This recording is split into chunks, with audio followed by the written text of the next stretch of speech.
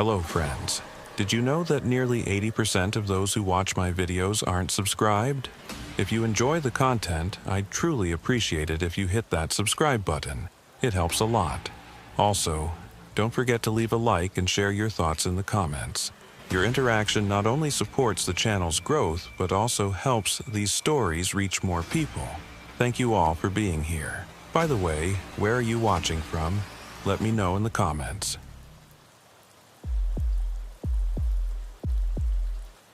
The night shift in Los Angeles had a particular weight to it that Declan Marrow had never quite been able to explain to anyone who hadn't worked it.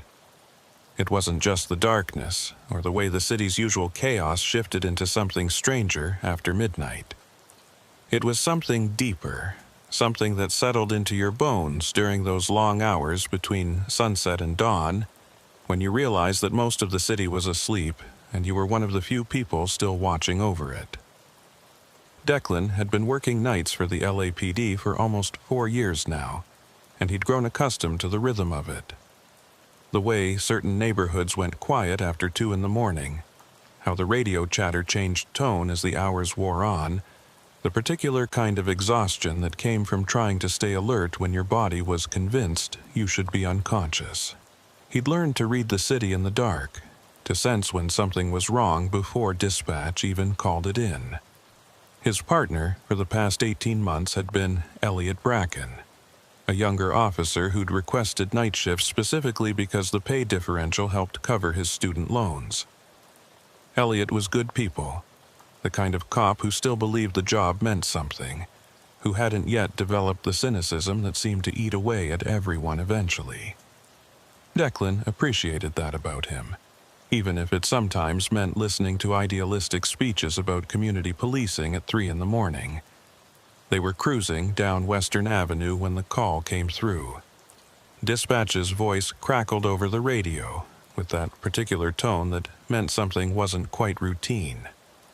All units in the vicinity of Koreatown. We have a 911 call reporting a disturbance at 742 Normandy Avenue. Female caller states someone is trying to break into her residence. Possible 459 in progress. Declan reached for the radio before Elliot could respond. 7 Adam 19. We're 2 minutes out. En route. Elliot hit the lights but kept the siren off as they navigated through the sparse, late-night traffic. Breaking and entering calls were common enough, though the time of night made this one slightly more urgent. Most burglars preferred to work when people weren't home. Someone trying to force their way into an occupied residence at 1:30 in the morning was either desperate, high, or both. "You know that area?" Elliot asked as they turned onto Normandy. Declan nodded, his eyes scanning the darkened storefronts and apartment buildings that lined the street. "Yeah? Mostly older buildings. A lot of long-term residents. Used to have a gang problem back in the 90s, but it's been pretty quiet the last few years." He paused, running through his mental map of the neighborhood. 742 should be coming up on the right, that big apartment complex with the green awning. But as they approached the address, something didn't sit right. The building that should have been 742 Normandy wasn't an apartment complex at all. It was a 3-story structure with boarded-up windows and a chain-link fence surrounding the property. Even in the dim glow of the streetlights, Declan could see the condemned, no trespassing signs posted on the fence. "That can't be right," Elliot said, slowing the patrol car to a stop across the street from the building. Declan grabbed the radio. "Dispatch, 7 Adam 19. We're at the location, but the building appears to be abandoned and condemned. Can you confirm the address?" There was a pause, longer than usual, before dispatch responded. 7 Adam 19. Address confirmed as 742 Normandy Avenue. Caller identified the location as her residence. "Copy that." Declan exchanged a glance with Elliot. "We're going to check it out." They got out of the car, and Declan immediately felt that particular kind of urban silence that comes with abandoned buildings. No air conditioning units humming, no distant television sounds, no signs of human habitation at all. Just the occasional whisper of wind through broken windows and the ambient noise of the city blocks away. The fence gate was secured with a rusty padlock that looked like it hadn't been touched in years. Declan pulled out his flashlight and swept the beam across the building's facade. The windows on the ground floor were covered with sheets of weathered plywood, many of them tagged with faded graffiti. The upper floors showed signs of fire damage, with black scorch marks climbing up the exterior walls like frozen flames. "Looks like it's been empty for a while," Elliot observed, his own flashlight joining Declan's in examining the structure. "Yeah." Declan moved along the fence line looking for any signs of recent entry. "But somebody called 911 from this address. Could be a homeless person squatting inside," Elliot suggested. "Maybe they broke in and someone else tried to follow them?" It was a reasonable explanation, but something about it didn't feel right to Declan. He'd responded to plenty of calls involving squatters in abandoned buildings, and they rarely called the police. The whole point of squatting was to avoid official attention. They found a section of fence where someone had cut through the chain link, creating an opening just wide enough to slip through. The edges of the cut metal looked old and oxidized, suggesting this entrance had been here for months, if not years. "Should we call for backup?" Elliot asked. Declan considered it. Standard procedure for entering an abandoned building would typically involve waiting for additional units, especially this late at night when things could go sideways quickly. But the 911 call had reported an active break-in, someone in immediate danger. If there was actually someone inside who needed help, waiting could cost them precious minutes. "Let's do a quick exterior check first," Declan decided. "If we see or hear anything that suggests someone's actually inside, then we call it in and wait for backup." They slipped through the gap in the fence and approached the building, their footsteps crunching on broken glass and debris. Up close, the structure looked even more deteriorated. The front entrance was secured with a heavy chain and another padlock, this one looking slightly newer than the one on the fence. Declan was about to suggest they circle around to the back when his radio crackled to life again. "All units, we have another 911 call from 742 Normandy Avenue. Same female caller reporting that someone has entered her apartment. She states she's locked herself in the bathroom and can hear them moving through her residence." Declan felt a cold trickle of unease run down his spine. He stared at the obviously abandoned building in front of him, then pressed the transmit button on his radio. "Dispatch, this is 7 Adam 19. We are currently standing in front of 742 Normandy. The building is condemned and appears to have been vacant for an extended period. There is no way anyone is making calls from inside this structure." Another pause from dispatch, longer this time. When the response came, there was a note of confusion in the dispatcher's voice. 7 Adam 19. The call is definitely originating from that address. We're showing a landline registered to that location." "That's impossible," Elliot muttered, but Declan held up a hand for silence. "Dispatch, what's the caller's name?" One moment. A brief pause. Caller identified herself as Lena Fairchild. Declan pulled out his phone and did a quick search for the address. What came up made his stomach drop. The first result was a news article from 8 years ago. "Woman found dead in Normandy Avenue apartment. Police investigating as homicide." He clicked on the article and quickly scanned it. Lena Fairchild, 29, had been found dead in her apartment at 742 Normandy Avenue. The building had been the site of what the article called a tragic incident that resulted in not only her death, but a fire that had damaged the upper floors. The building had been condemned shortly after, with plans for demolition that had apparently never materialized. "Elliot," Declan said quietly, turning his phone screen toward his partner. "Look at this." Elliot read the article, his face going pale in the glow of the phone screen. That's not possible. Someone's messing with us, right? Maybe spoofing the number or something?" Before Declan could respond, his radio came alive again. This time, instead of the dispatcher's voice, he heard something that made every hair on his body stand up. It was a woman's voice, panicked and breathless, coming through the emergency frequency. "Please, he's inside. I can hear him at the bathroom door.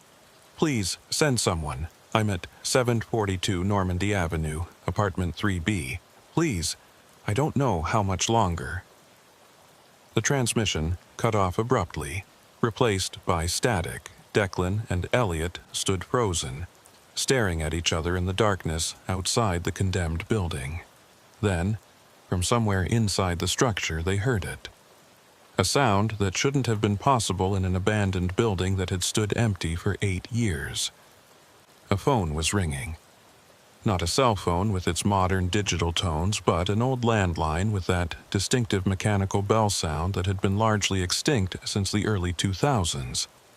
It rang once, twice, 3 times, the sound echoing through the empty building and out into the night air. Then it stopped, and in the silence that followed, they heard something else. Footsteps. Slow, deliberate footsteps moving across what sounded like the floor directly above them. "We need to call this in," Elliot whispered, his hand moving instinctively toward his service weapon. Declan nodded, but he couldn't take his eyes off the building. Every logical part of his brain was screaming that this was impossible, that there had to be a rational explanation.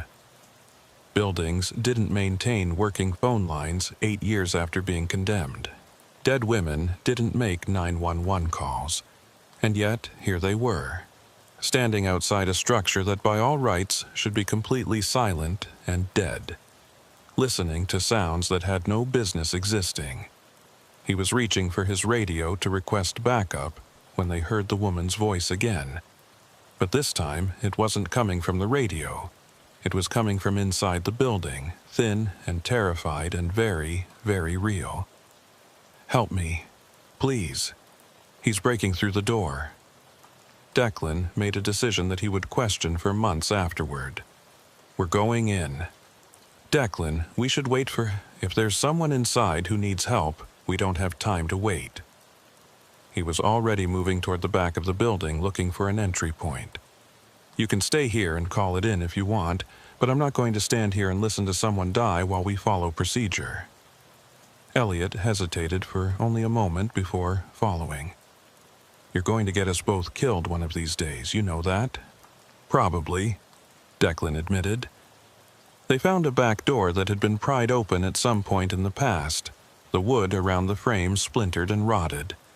It swung inward with a groan that seemed impossibly loud in the silence of the night. Declan clicked on his flashlight and stepped inside, Elliot close behind him. The interior of the building was exactly what you'd expect from a structure that had been abandoned for nearly a decade. The floor was covered in debris, broken glass, and what looked like the remnants of makeshift camps left by squatters who had long since moved on. Water damage had caused the ceiling to sag in places, and there was a pervasive smell of mold and decay that made Declan's nose wrinkle. Their flashlight beam swept across walls covered in graffiti and peeling paint, cutting through darkness so complete it felt almost solid. They were in what appeared to be a ground-floor hallway, with several doors leading off to what had probably been first-floor apartments. "LAPD," Declan called out, his voice echoing through the empty building. "If anyone's in here, make yourself known." No response. Just the settling creaks of an old building and the sound of their own breathing. They moved forward carefully, checking each room as they passed. All of them were empty, stripped of anything valuable long ago, just hollow spaces filled with shadows and the detritus of urban decay. "Where are the stairs?" Elliot whispered. Declan pointed his flashlight toward the end of the hallway where a doorway stood open. "Should be through there." As they approached the stairwell, Declan's radio crackled again. Dispatch's voice came through, but there was something off about it, a strange quality to the transmission that made it hard to understand. 7 Adam 19, status, 742 Normandy. The signal was breaking up, which shouldn't have been happening. They were inside a building, sure, but not in a basement or parking structure. There was no reason for the radio signal to be degrading like this. "Dispatch, this is 7 Adam 19, Declan said into his radio. "We are inside the structure investigating. Signal is poor, but we're..." The radio emitted a burst of static so loud and sudden that both officers flinched. When it cleared, they heard something that made Declan's blood run cold. It was the woman's voice again, Lena Fairchild's voice, but it was coming through his police radio now instead of from the emergency frequency. "Officer, are you there? I can hear you in the building. Please, you have to hurry. He's almost through the door. I don't know what he's going to do to me. Please." Declan stared at his radio as if it had turned into a snake in his hand. That wasn't how police radios worked. 911 calls went to dispatch, who then relayed information to units in the field. Callers couldn't just broadcast directly on police frequencies. "This is impossible," Elliot breathed. "I know," Declan said, but he was already moving toward the stairs, because impossible or not, that woman sounded terrified, and every instinct he had was telling him to find her and help her. The stairwell was a concrete shaft that climbed through the building's core, and their footsteps echoed eerily as they ascended. The second floor was much like the first. Empty apartments, broken windows, and signs of fire damage that grew more severe the higher they climbed. "Apartment 3B, Declan muttered, remembering the address from the 911 call. "Should be on the 3rd floor." They continued climbing, and with each step, the temperature seemed to drop.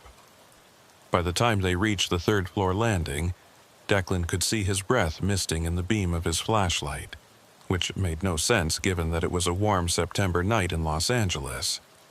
The 3rd floor had taken the worst of the fire damage. The hallway ceiling was partially collapsed, and the smell of old smoke still clung to everything despite the years that had passed. Apartment doors hung open like broken teeth, their numbers barely visible through the soot and grime. Declan swept his flashlight down the hallway, looking for 3B. He found it halfway down on the left side, and what he saw made him stop in his tracks. Unlike every other door in the building, the door to apartment 3B was closed. And more than that, there was a faint line of light visible beneath it, a warm yellow glow that suggested lights were on inside. "You seeing this?" Elliot whispered. "Yeah." Declan's hand moved to his weapon, though he didn't draw it yet. "Stay alert." They approached the door slowly, and as they got closer, Declan could hear something from inside the apartment. It sounded like someone moving around, the creak of floorboards under weight. And was that water running? He knocked on the door, 3 sharp raps. "LAPD, we received a 911 call from this location." The sounds inside stopped immediately. For a long moment there was complete silence. Then a woman's voice, muffled by the door, called out, "Oh, thank God. Please, you have to help me. I'm in the bathroom and I can't get out. He broke the lock somehow, and I pushed a dresser against the door, but I don't know how long it will hold." Declan tried the doorknob. It was locked, and the mechanism felt solid despite the building's age. "Ma'am, I need you to tell me who he is. Is there someone else in the apartment with you?" "I don't know who he is." The voice was rising toward the panic. "I just woke up and heard someone in my apartment, and I ran to the bathroom and locked myself in. Please, you have to get me out of here." Elliot had pulled out his own flashlight and was examining the door frame. "We can probably force it," he said quietly to Declan. frame looks weakened by the fire damage. Declan nodded and raised his voice again. Ma'am, we're going to force the door open. I need you to stay in the bathroom and keep that dresser against the door. Understand? Okay, just please hurry. Declan and Elliot positioned themselves, and on the count of 3 they threw their weight against the door. The old wood splintered around the lock mechanism, and the door swung inward with a crash. They swept into the apartment with their weapons drawn and flashlights up, ready for anything. What they found was nothing. The apartment was completely empty. No furniture, no belongings, no signs of habitation at all. The walls were fire-damaged and water-stained. The ceiling partially collapsed in places. Windows were broken, and debris covered the floor. And there was no light. No warm yellow glow, no signs of electricity at all. Just darkness and ruin and the smell of old smoke. What the hell? Elliot breathed. Declan moved through the apartment quickly but carefully, checking each room. A small kitchen, empty. A living area, empty. A bedroom, empty. And finally, a bathroom. The bathroom door was closed, and for just a moment, Declan thought he could see that same strange light seeping out from underneath it. But when he blinked, it was gone, and there was only darkness. He reached for the doorknob, half expecting it to be locked, but it turned easily in his hand. The door swung open to reveal a small bathroom in the same state of abandonment as the rest of the apartment. The toilet was cracked, the sink hanging at an angle from the wall. The mirror above it shattered into a spiderweb of cracks. There was no one there. No frightened woman, no barricaded door, no signs that anyone had been in this apartment for years. "Declan," Elliot called from behind him, his voice tight. "You need to see this." Declan turned to find his partner standing in the middle of the apartment's main room, his flashlight pointed at the floor. He walked over and looked down at what Elliot had found. There, in the dust and debris that covered the floor, were footprints. Fresh footprints, the kind you'd leave if you'd just walked across a dusty surface moments ago.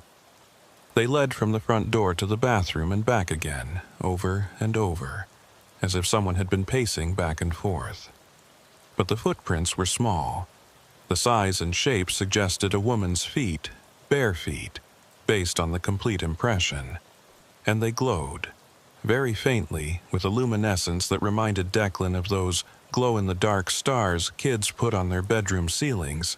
They traced a path through the apartment that was simultaneously there and not there, visible one moment and gone the next. "We need to get out of here," Elliot said, his voice shaking slightly. "We need to get out of here right now." Declan wanted to argue, wanted to find a rational explanation for what they were seeing, but his instincts were screaming the same thing as his partner. This was wrong, all of it was wrong, and they needed to leave. They backed out of the apartment, neither of them willing to turn away from the strange, glowing footprints until they were through the doorway. As soon as they crossed the threshold, Declan heard something that made him freeze.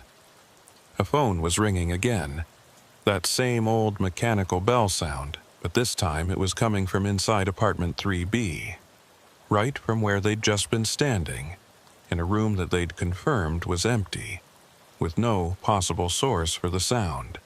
The ringing continued, insistent and wrong, and Declan found himself counting the rings. 1, 2, 3, 4. On the 7th ring, it stopped, and in the silence that followed, they heard a woman's voice, clear as day, coming from the empty apartment behind them. "Thank you for calling. I've been trying to reach someone for so long." Declan and Elliot ran. They didn't speak about it, didn't plan it, just turned and ran for the stairs like their lives depended on it. They clattered down the stairwell, their flashlights bouncing wildly off the walls, taking the steps 2 and 3 at a time. Behind them, above them, they could hear footsteps following. Light, quick footsteps, like someone running barefoot across old hardwood floors. And under that sound, almost too quiet to hear over their own panicked breathing, was a woman's voice calling out to them. "Don't leave. Please don't leave. I've been alone for so long, please." They burst out of the building's back door and didn't stop until they were through the gap in the fence and back at their patrol car. Declan leaned against the hood, gasping for breath, his hands shaking as adrenaline flooded his system. "What the hell was that?" Elliot demanded, his voice pitched higher than normal. "What the hell did we just see?" "I don't know," Declan managed, but that was a lie. He had an idea, one that was forming in the back of his mind even as he tried to push it away. Lena Fairchild had called 911 8 years ago. She'd been terrified, trapped in her bathroom while someone broke into her apartment. The police had responded, but by the time they got there, she was already dead. The official report had said it was a break-in gone wrong, that the perpetrator had started a fire to cover their tracks. But what if that wasn't the whole story? What if something about that night, about her death, had left an impression on that place? What if she was still calling, still waiting for help that came too late? His radio crackled to life, making both officers jump. This time it was the dispatcher's normal voice, clear and professional. 7 Adam 19. What's your status? We lost your signal for several minutes. Declan grabbed his radio, trying to steady his voice. Dispatch, we've completed our check of 742 Normandy. Building is abandoned and empty, no sign of any occupants. Copy that, 7 Adam 19. We've received 2 more 911 calls from that location in the last 5 minutes. Same female caller, same report of a break-in in progress. Declan stared at the condemned building, at the dark windows that seemed to stare back like empty eye sockets. Dispatch, those calls are... There's no one in that building. It's been condemned for years. Understood. But the calls are still coming in. We need to... The radio dissolved into static again, and through the interference, Declan heard her voice one more time. I'll keep calling, every night, until someone helps me, until someone stays.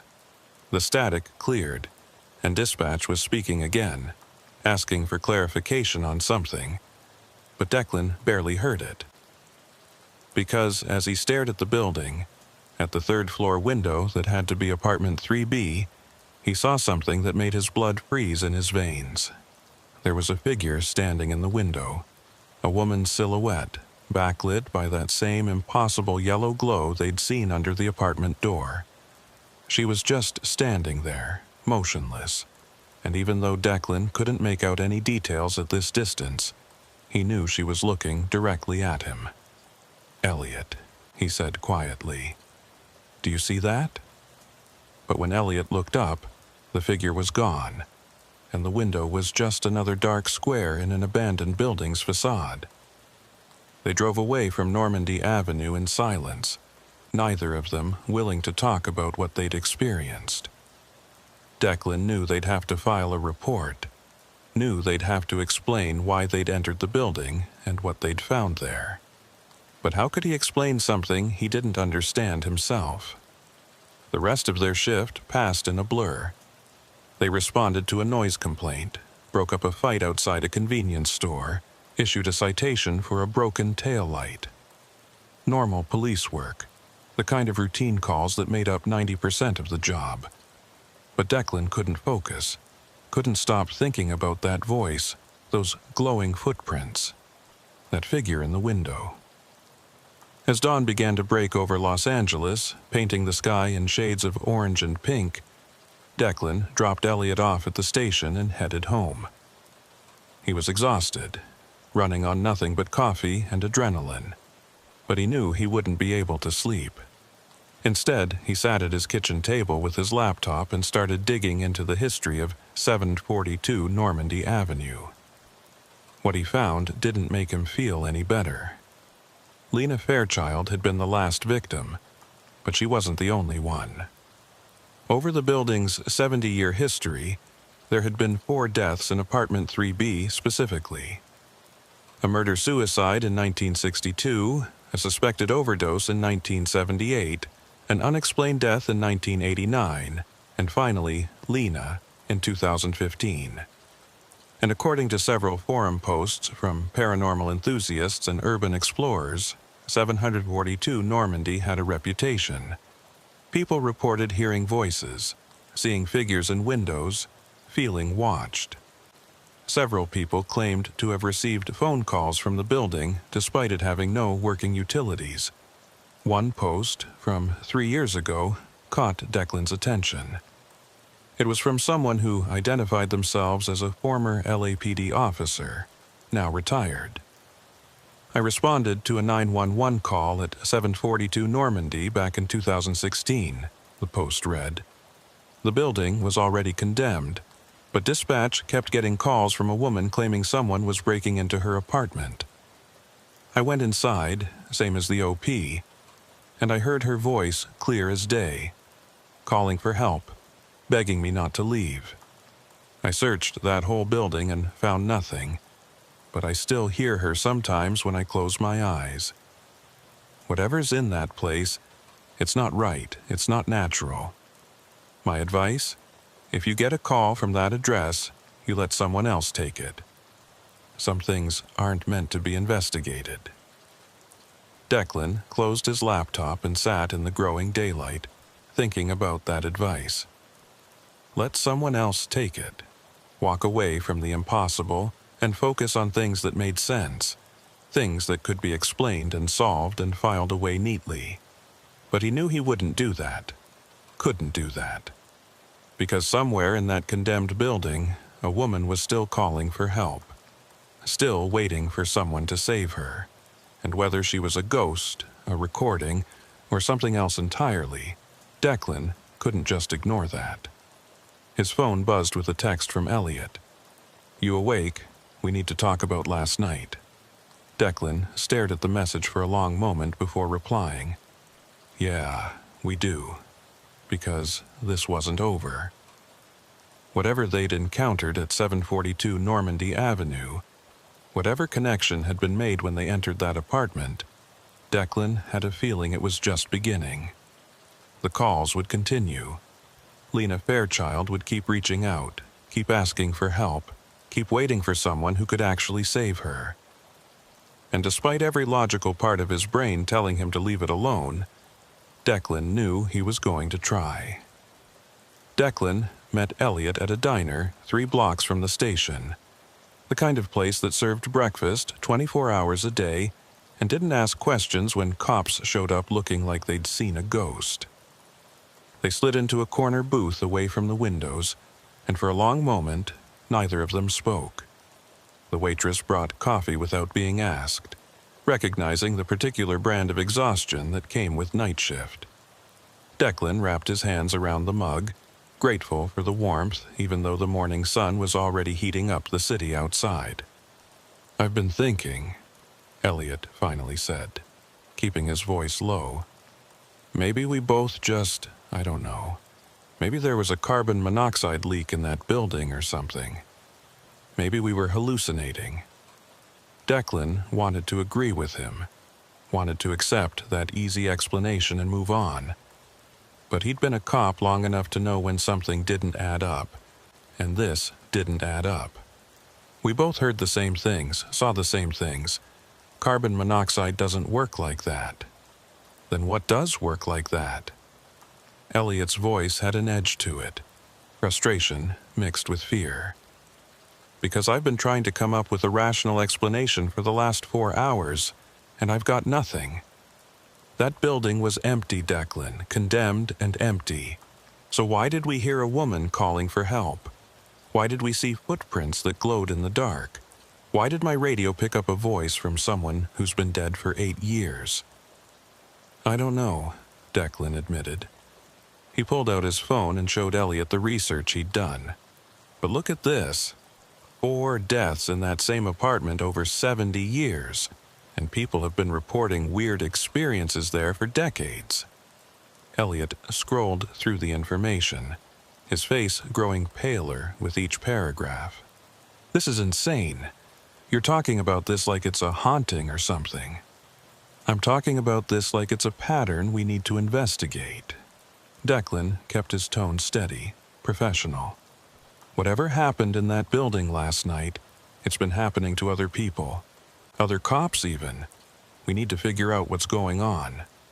No, Elliot said firmly, pushing the phone back across the table.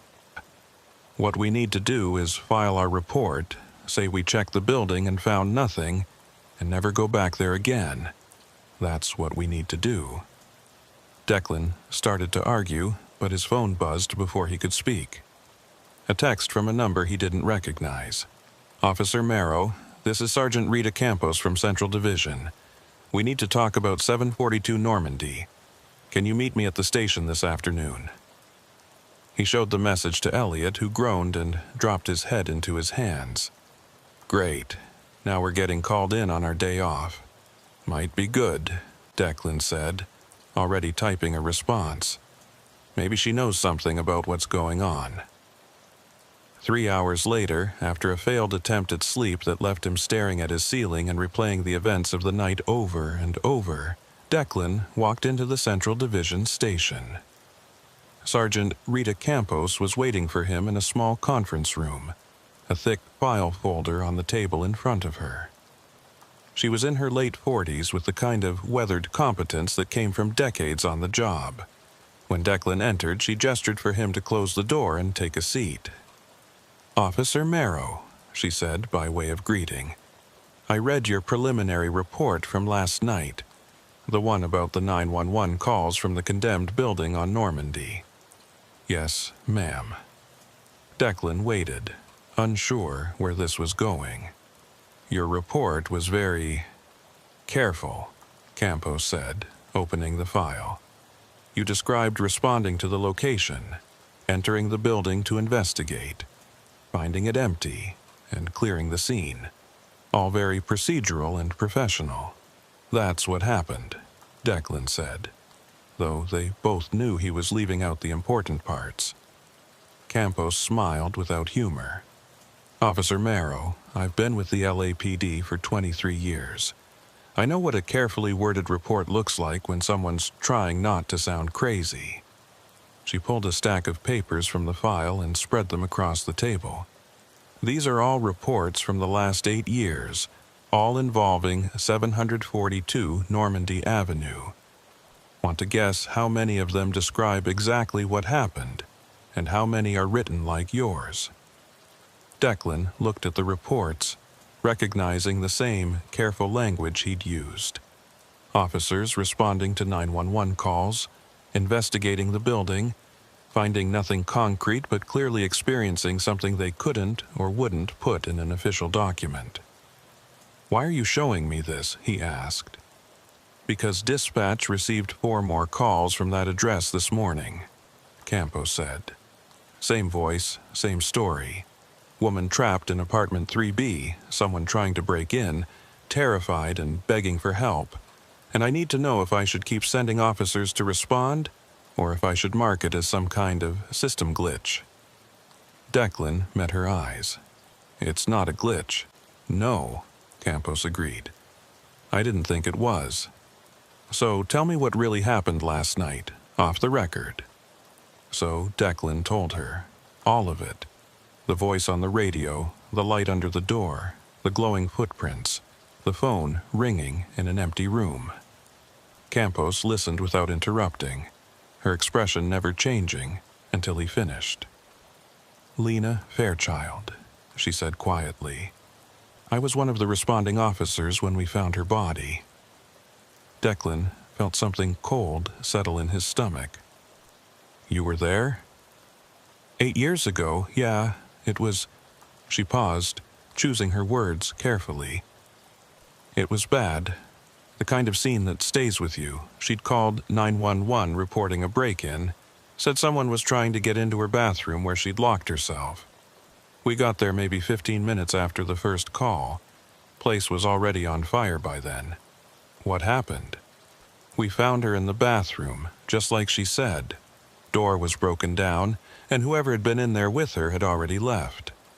Medical examiner said she'd been dead for at least an hour before we arrived, which didn't make sense because we'd been getting 911 calls from her the whole time we were en route. Declan leaned forward.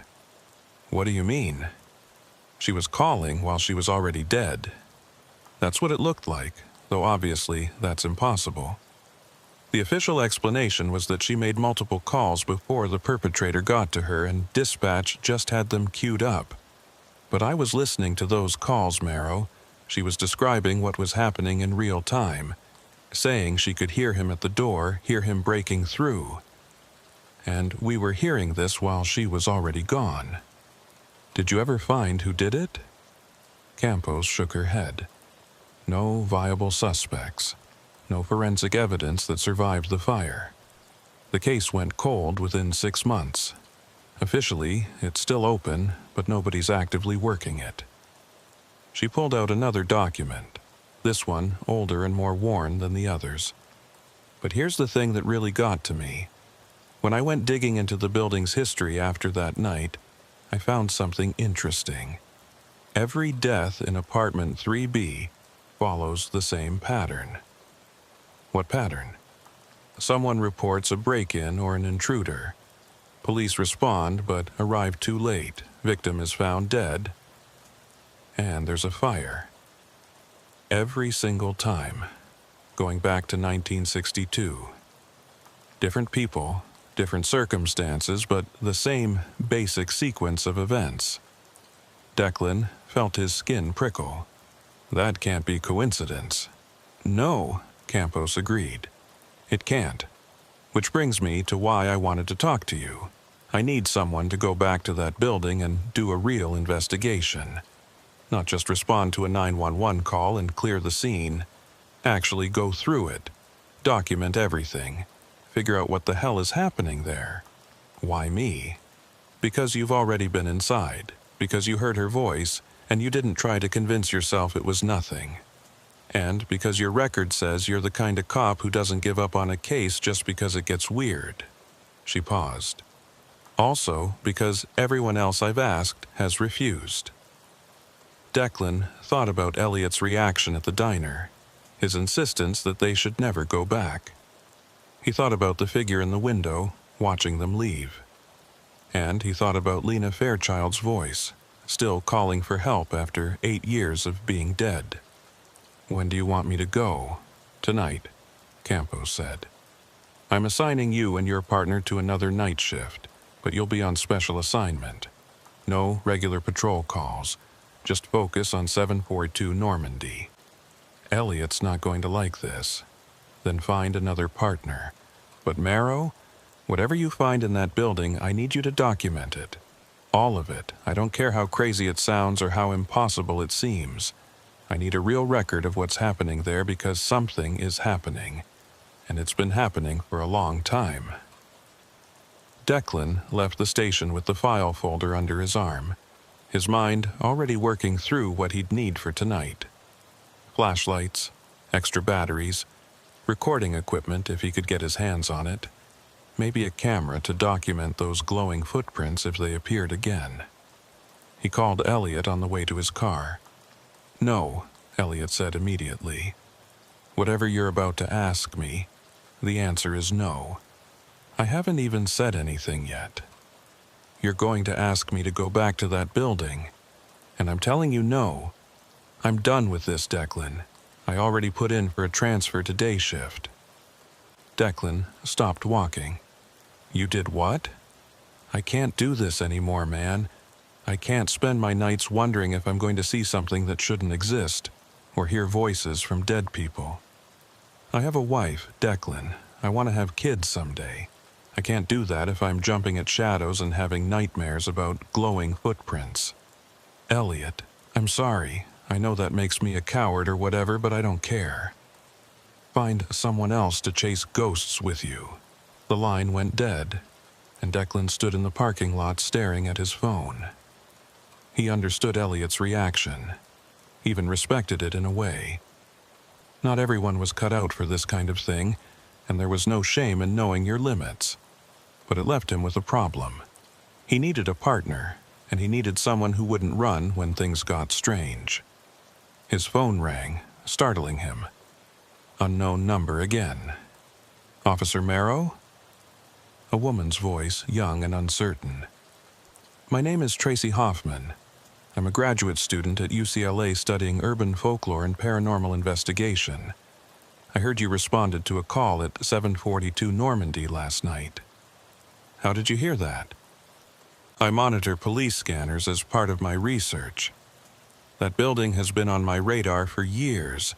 I was wondering if you'd be willing to talk about what you experienced. Declan's first instinct was to hang up.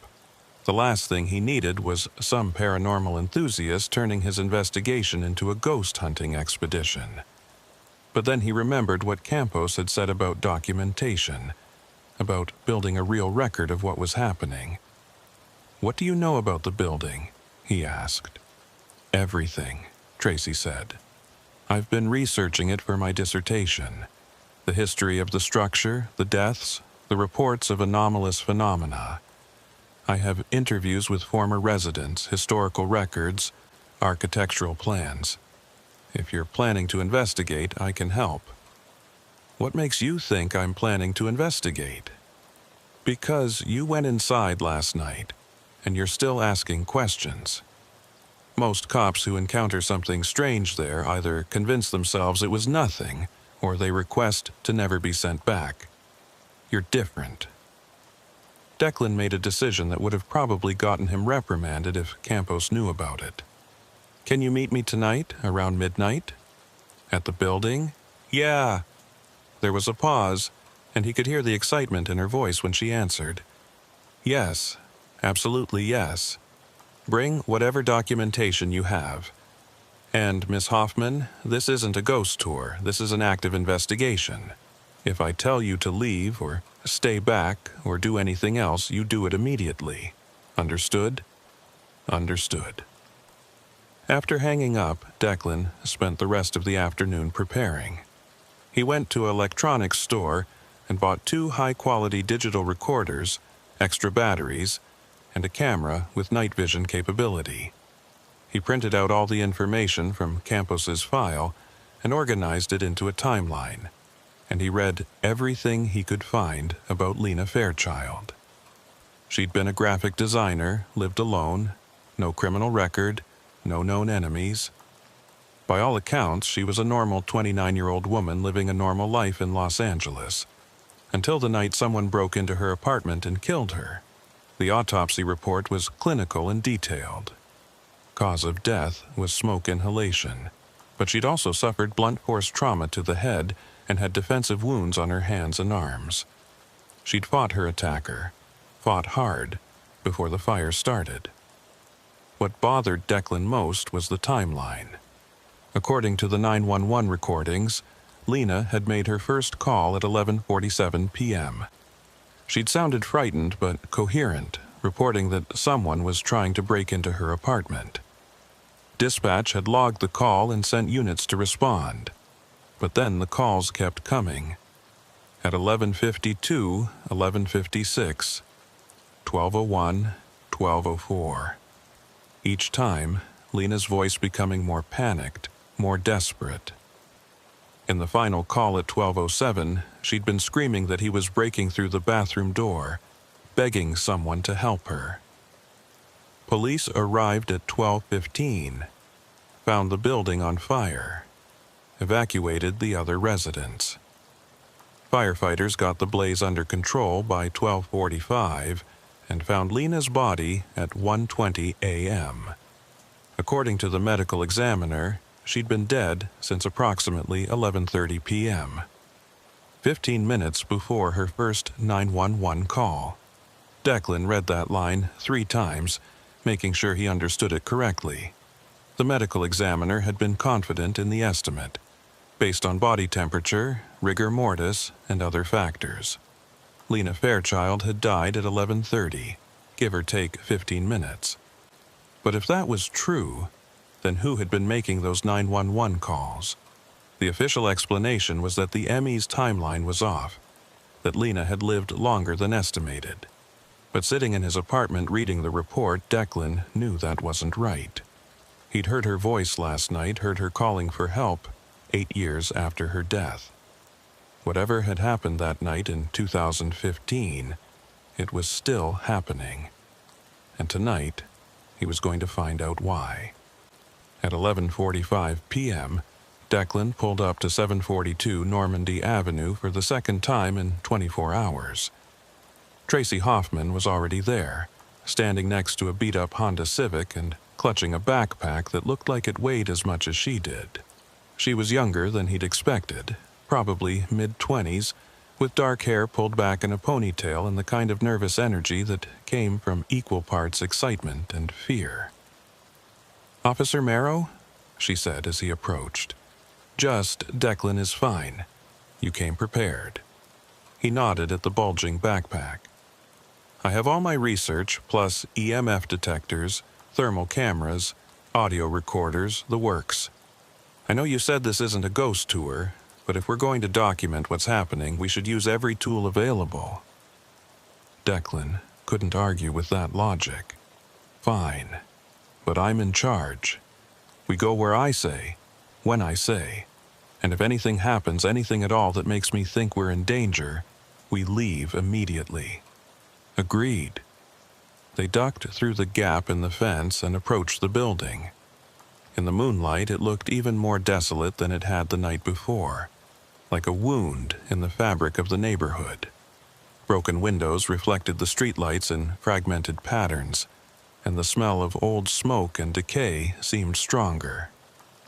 "I've been here 3 times before," Tracy said quietly as they walked.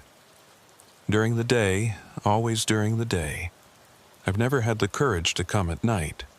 What happened during the day? Nothing much. It's just a condemned building when the sun's up. Empty, quiet, depressing.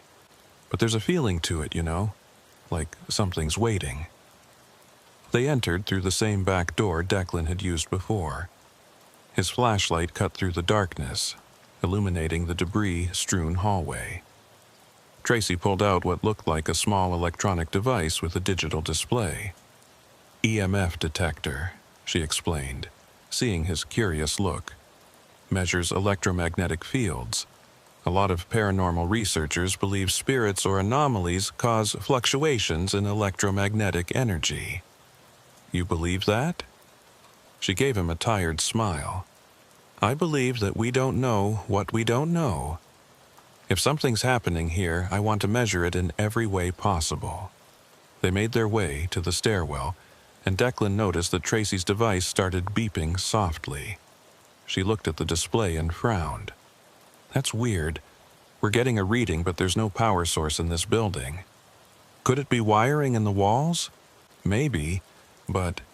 She moved the detector around, and the beeping intensified as she pointed it toward the stairs. "The field is stronger going up, like there's a power source on the upper floors." They climbed slowly, and with each floor, the temperature dropped.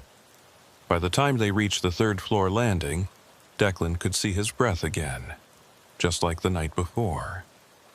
"Temperature drop," Tracy whispered, her voice tight with a mixture of fear and excitement. "Classic sign of paranormal activity. Or a draft from broken windows," Declan countered. But even he didn't believe that. It was a warm September night outside. There was no natural explanation for it being this cold inside. The hallway stretched before them, and apartment 3B's door was closed again. Declan was certain they'd left it open when they fled the night before, but there it was, shut tight like it had never been touched. "Are you okay?" Tracy asked, and Declan realized he'd been staring at the door for a long moment. "Yeah, just... Last night that door was open when we left. Doors in old buildings can swing shut on their own, settling foundations, air pressure changes. Right." But Declan's hand moved to his service weapon anyway as they approached the door. Tracy's EMF detector was going crazy now, beeping rapidly and showing readings that made her eyes widen. "This is impossible. The field strength here is off the charts. It's like standing next to a power transformer. Declan reached for the doorknob, half expecting it to be locked again. But it turned easily and the door swung open with that same groan of old hinges. The apartment beyond was exactly as they'd left it the night before. Empty, damaged, abandoned. No furniture, no lights, no signs of life. Except for one thing. In the center of the main room, lying on the dusty floor, was a telephone. An old rotary phone with a cloth-wrapped cord, the kind that hadn't been manufactured in decades. And next to it, arranged in a neat semicircle, were personal items.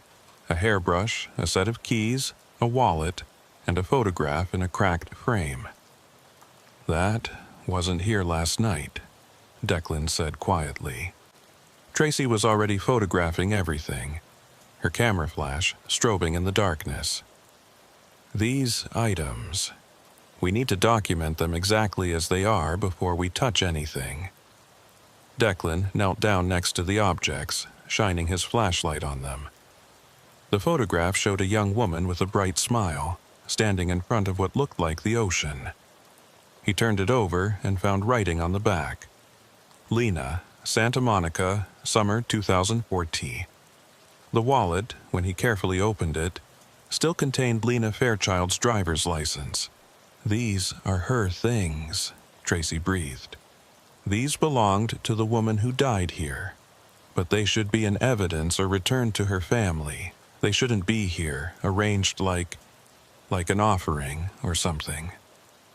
Before Tracy could respond, the phone rang. They both jumped, Tracy actually letting out a small scream before clapping her hand over her mouth. The phone's ring was shrill and mechanical, impossibly loud in the empty apartment. 1 ring, 2 rings, 3 rings. "Should we answer it?" Tracy whispered.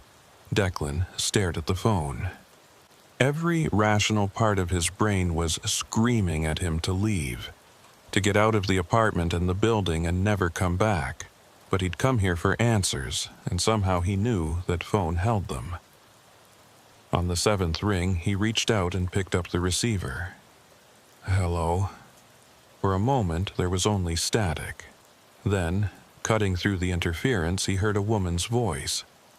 Not panicked or frightened like the 911 calls. Just sad.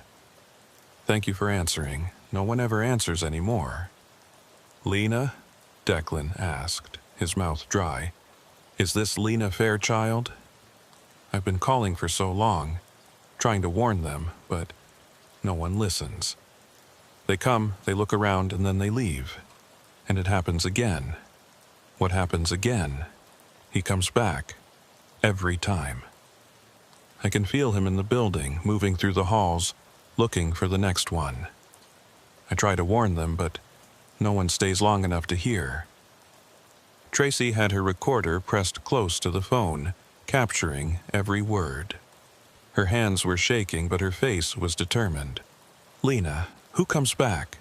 Who are you talking about?" "The man who killed me. He never left. He's still here, still hunting. And he's getting stronger." The temperature in the room plummeted even further, and Declan's breath came out in thick clouds. Tracy's EMF detector was screaming now, the pitch so high it was painful. "Where's he now?" Declan asked, even though part of him didn't want to know the answer. "Behind you." Declan spun around, his hand going to his weapon.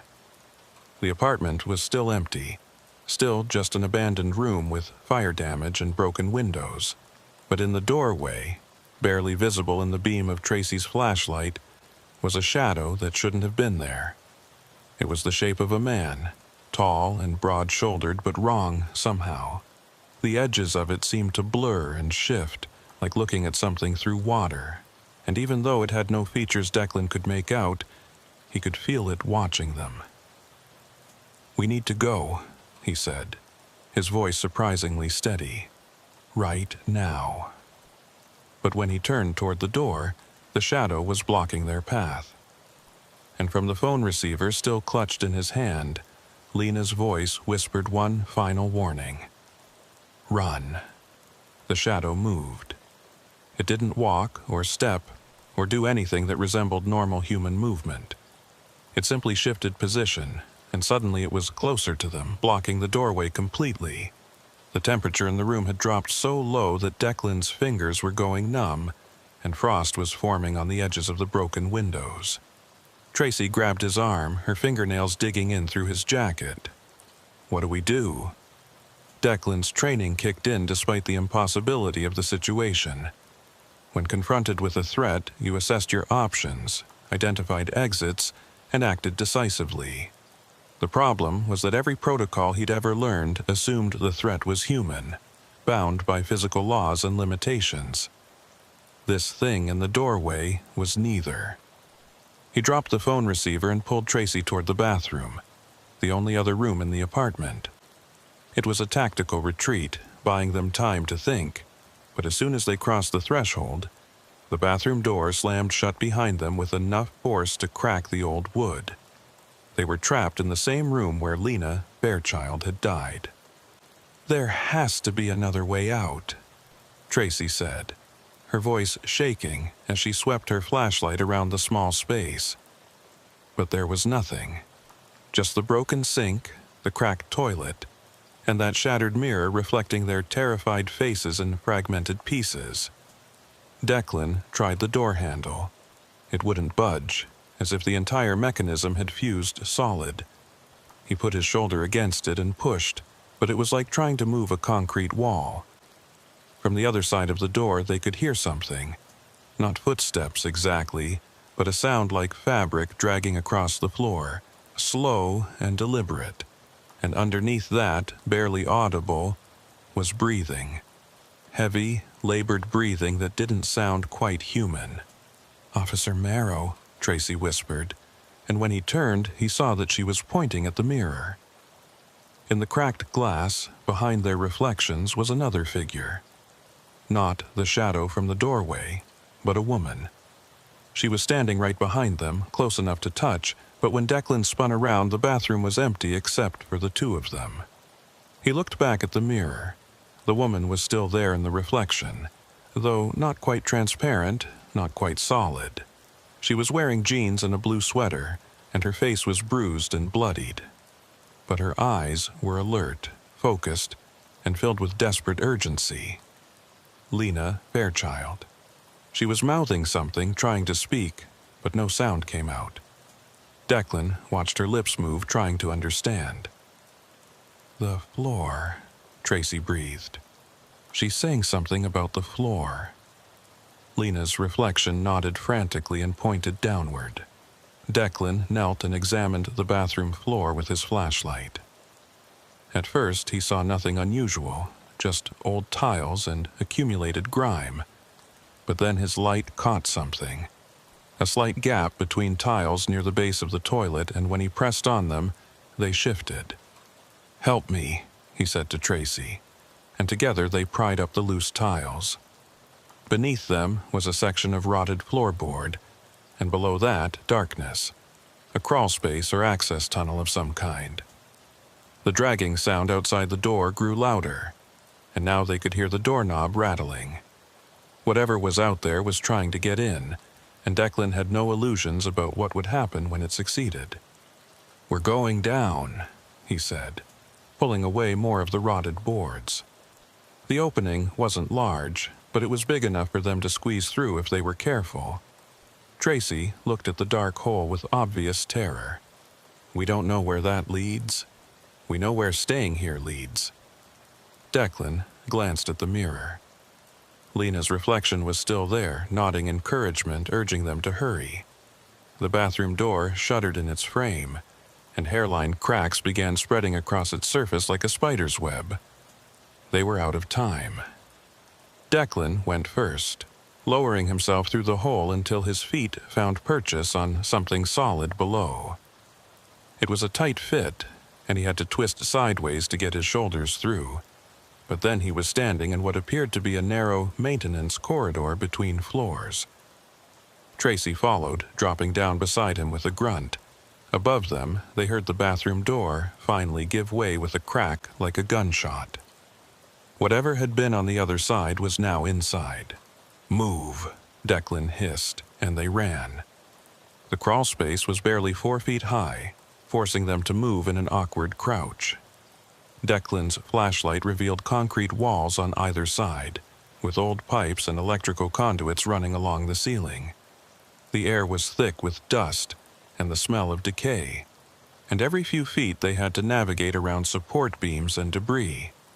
Behind them, they heard a sound that made Declan's blood freeze. Something was in the crawl space with them, and it was coming fast. Not the slow dragging sound from before, but a rapid scuttling that echoed off the concrete walls like an insect the size of a human. "Faster," he urged Tracy, but the space was so cramped and filled with obstacles that speed was nearly impossible. His knee caught on a protruding pipe and he stumbled, nearly going down. Tracy grabbed his jacket and pulled him forward, and they kept moving. The crawl space opened into a larger chamber, some kind of maintenance room with rusty tools hanging on the walls and a metal ladder leading up to a hatch in the ceiling. Declan hit the ladder at a run and started climbing, praying the hatch wasn't locked or blocked. Below, the scuttling sound grew deafening, and when Tracy screamed, he looked down to see something emerging from the crawlspace entrance. It was the shadow figure, but wrong, contorted into a shape that could navigate the low space. Its limbs bent at angles that violated human anatomy, and it moved with a horrible speed that defied physics.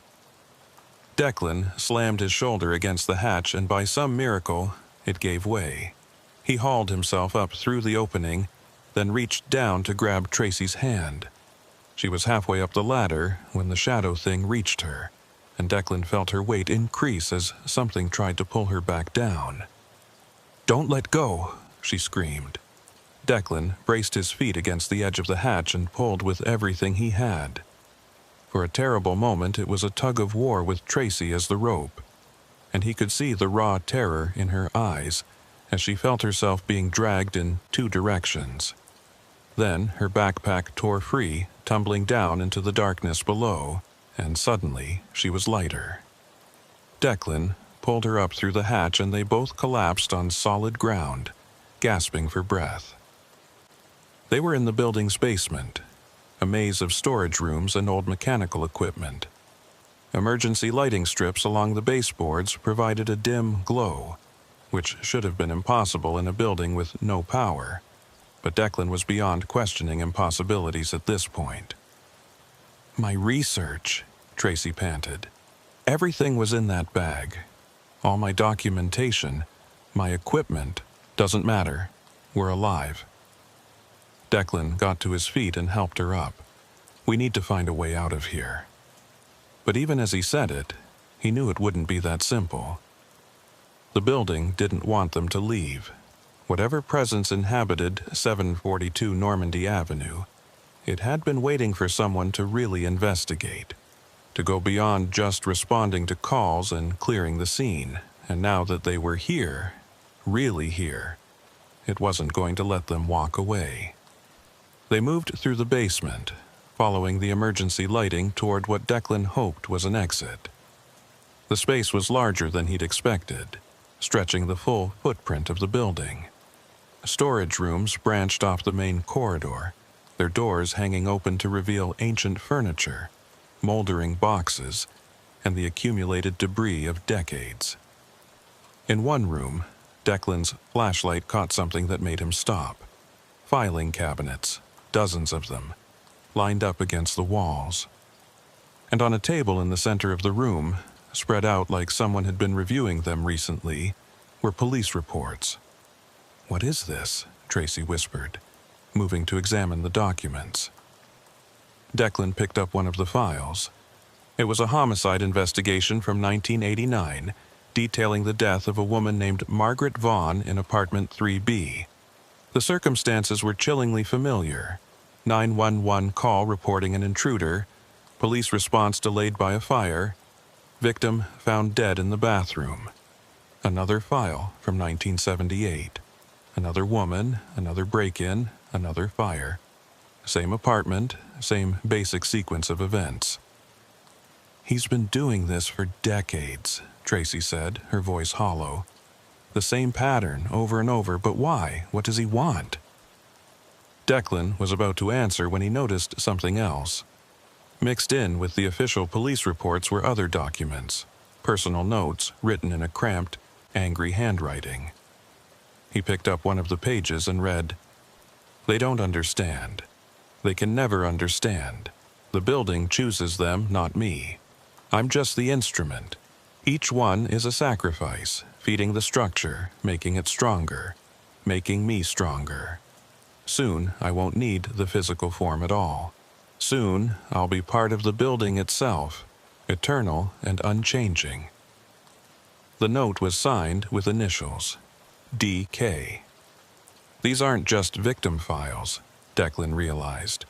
This is his journal. Whoever's been killing these women, he's been documenting it, planning it. Tracy was going through filing cabinets, pulling out more folders. There are files here going back to the 1960s, but look at the dates. The first few deaths are years apart, but they get closer together. The most recent ones are only months apart. "He's accelerating," Declan said. "Getting better at it, or needing to do it more frequently. Or the building is getting hungrier," Tracy added. She'd found something else, a large ledger book filled with architectural drawings and notes. "These are plans for the building, but they've been modified. Look at this." She pointed to a drawing of the building's structure, but overlaid on the normal architectural elements were strange symbols and notations. Declan recognized some of them from cases he'd worked. Ritualistic markings, the kind used in occult practices. Whoever DK is, he's been using the building like some kind of, I don't know, like a trap or a battery. Each death feeds it, makes it stronger. "Which means Lena wasn't the last," Declan said grimly. "The calls are still coming because the building is still hunting. It's using her voice to lure people in." As if in response to his words, a phone began ringing somewhere in the basement. Not a cell phone, but that same old mechanical ring they'd heard in the apartment. It was coming from deeper in the storage area, beyond the room where they stood. "We should ignore it," Tracy said, but she was already moving toward the sound, and Declan followed. They found the phone in a small office space that had been set up in one of the storage rooms. A desk, a chair, and a rotary phone connected to nothing, just sitting there ringing. On the desk were more documents, and a photograph that made Declan's stomach turn. It showed apartment 3B, but not empty and abandoned like he'd seen it. This was from before, when it had been furnished and lived in, and standing in the center of the room, smiling at the camera, was a man Declan recognized. He'd seen that face before, in the station, in briefings, in the hallway. The photo was at least 20 years old, but there was no mistaking the features. Detective Eamon Redford. "Oh, God," Tracy breathed. She'd found a personnel file in one of the desk drawers. Eamon Redford, retired LAPD detective. He worked out of Central Division for 32 years, commendations for solving multiple homicide cases. He lived in this building, in apartment 3B. "When did he retire?" Declan asked, though he thought he already knew the answer. Tracy checked the file. 2015. Right after... She looked up at him, her eyes wide. Right after Lena Fairchild died. The pieces were falling into place, forming a picture so disturbing that Declan wanted to reject it entirely. But it made a horrible kind of sense. A detective with inside knowledge of police procedures who knew how to stage a scene, how to delay response times, how to make evidence disappear. Someone who had lived in the building for decades, who had been killing women and covering it up, using his position to ensure the cases never got solved. "He killed them all," Declan said. "Every woman who died in that apartment, it was him." "But he retired years ago," Tracy said. The 911 calls are still coming. If he's dead or gone, he's not gone, a voice said from behind them. They spun around to find Sergeant Rita Campos standing in the doorway of the storage room. But something was wrong. Her uniform was immaculate, her posture perfect, but her eyes were empty, reflecting no light at all. The building wouldn't let him leave, she continued, and her voice had a strange quality to it, like multiple voices speaking in unison. He gave it too much, fed it too well. It consumed him, made him part of itself, and now I'm part of it too. Declan's hand moved to his weapon, but Campos moved faster than should have been possible. One moment she was in the doorway, the next she was standing between them and the exit, blocking their escape. "You shouldn't have come here," she said. "You should have filed your report and forgotten about it like all the others. But you had to investigate, you had to dig deeper, and now the building knows you. It won't let you leave." "Rita," Declan said carefully, using her first name, trying to reach whatever part of his colleague might still be in there. "Fight this. Whatever this thing is, you're stronger than it. I'm not Rita anymore. She came here 3 days ago, trying to solve the mystery, trying to be a hero." The thing wearing Campos's face smiled, and the expression was all wrong. "The building took her.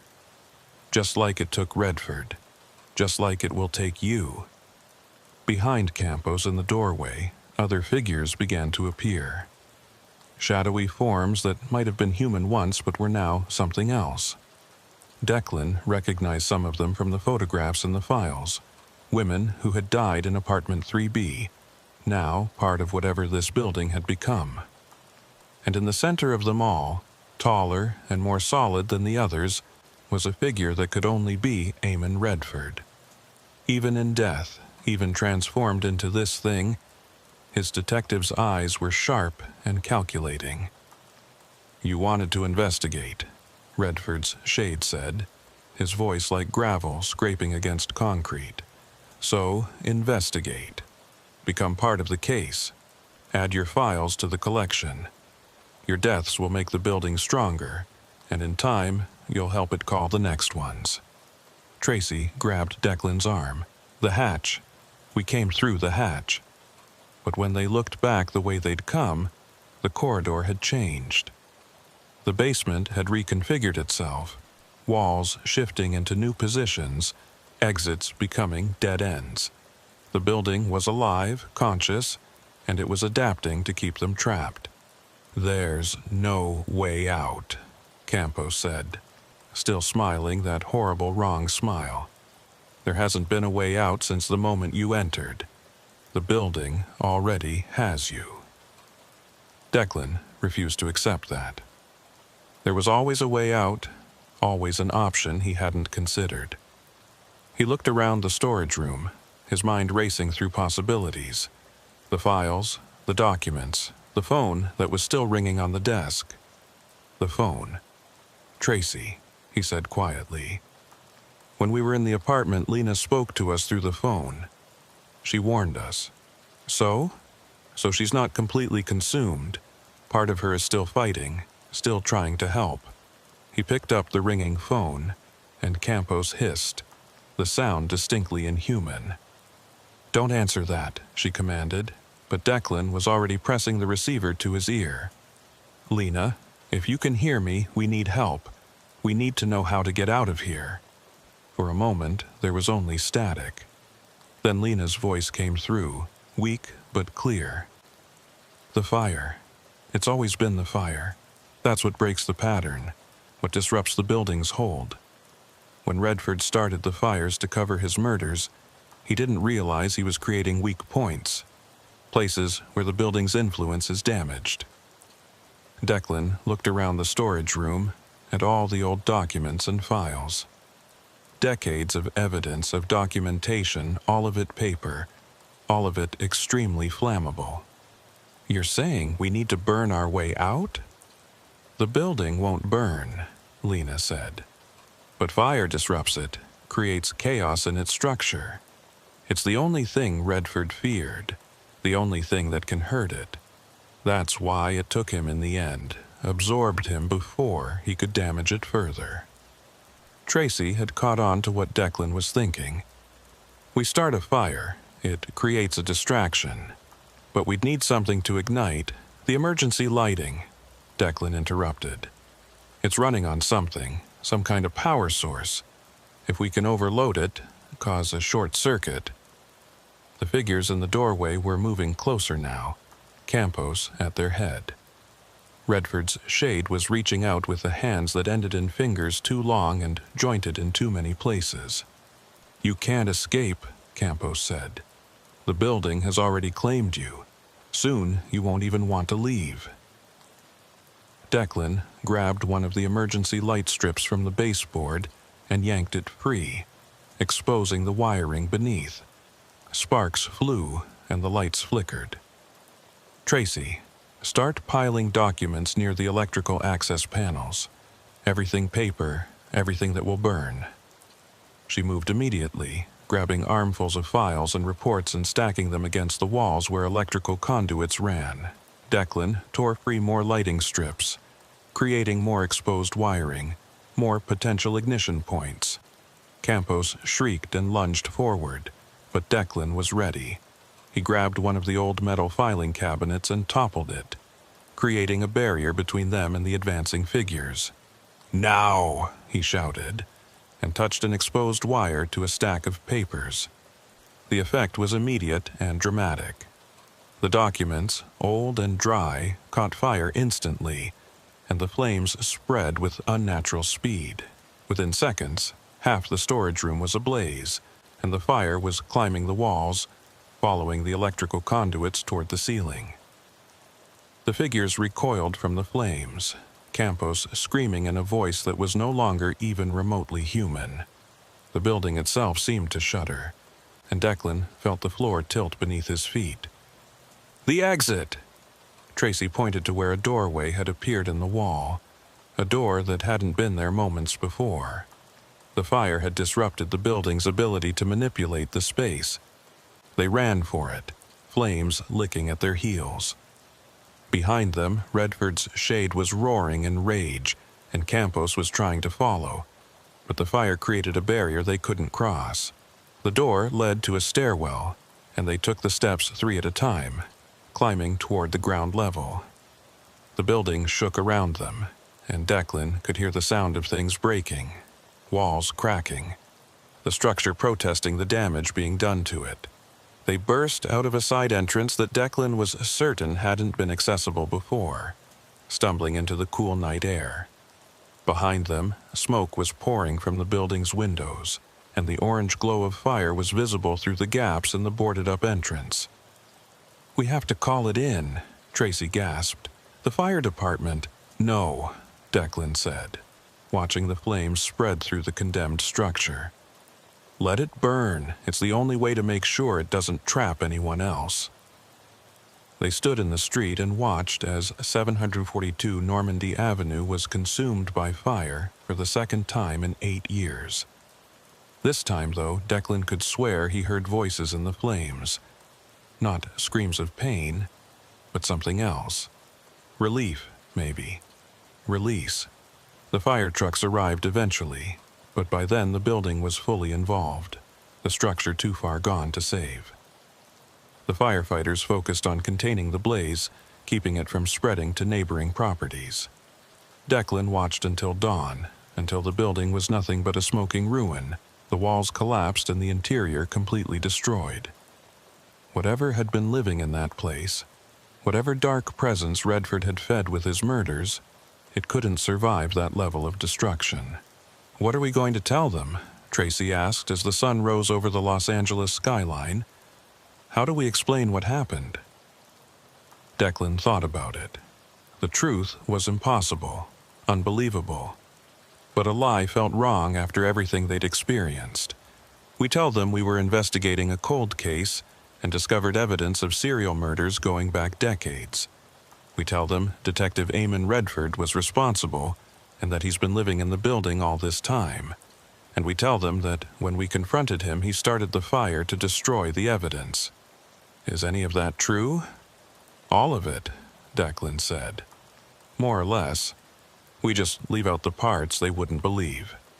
Tracy nodded slowly. And Sergeant Campos? That was harder.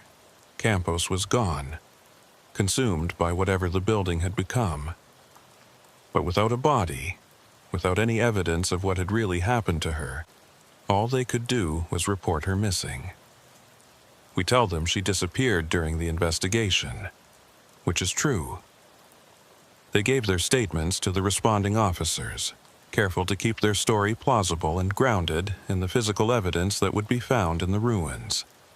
The files they'd seen in the basement would be destroyed, but there would be enough traces, enough remnants of Redford's documentation to support their account. As Declan finally headed home, exhausted and covered in soot, his phone rang. He didn't recognize the number, but after the night he'd had, very little could surprise him anymore. Hello? Officer Marrow, this is Captain Reeves from Internal Affairs. I need you to come in for an interview regarding the events at 742 Normandy Avenue. Of course. A building burns down, an officer goes missing, and a retired detective gets implicated in a series of murders. Internal Affairs would want answers. When do you need me? This afternoon, if possible, and Officer Marrow, bring everything you have on Detective Redford. I have a feeling this case is going to open up a lot of old wounds. Declan hung up and stared at the smoking ruins of the building one last time. Old wounds indeed. But sometimes wounds needed to be opened before they could truly heal. He just hoped that destroying the building had been enough. That Lena Fairchild and all the other victims could finally rest. That whatever dark thing Eamon Redford had created was truly gone. But as he drove away, he could have sworn he saw a figure standing in the ashes. Tall, broad-shouldered, watching him with eyes that reflected no light at all. Some things he thought might be harder to kill than he hoped. The Internal Affairs interview room was deliberately designed to be uncomfortable. Hard chairs, fluorescent lighting that was just bright enough to give you a headache, and walls painted in a shade of beige that somehow managed to be both sterile and oppressive. Declan had been sitting across from Captain Raymond Reeves for almost 3 hours, walking through every detail of what had happened at 742 Normandy Avenue. Well, almost every detail. Let me make sure I understand this correctly, Reeves said, his fingers steepled in front of him. You're telling me that you entered a condemned building based on 911 calls that were somehow originating from a location with no active phone service. Once inside, you discovered evidence linking retired Detective Eamon Redford to multiple homicides spanning several decades. And when you attempted to secure this evidence, a fire broke out that destroyed the entire structure. That's correct, sir. And Sergeant Rita Campos. Declan kept his expression neutral. She was investigating the building separately. I believe she discovered the same evidence we did. Her last known location was inside 742 Normandy before the fire started. We haven't been able to locate her since. Reeves studied him for a long moment. Declan could see the skepticism in his eyes, the unspoken questions about what had really happened. But without evidence to contradict his statement, there wasn't much the captain could do.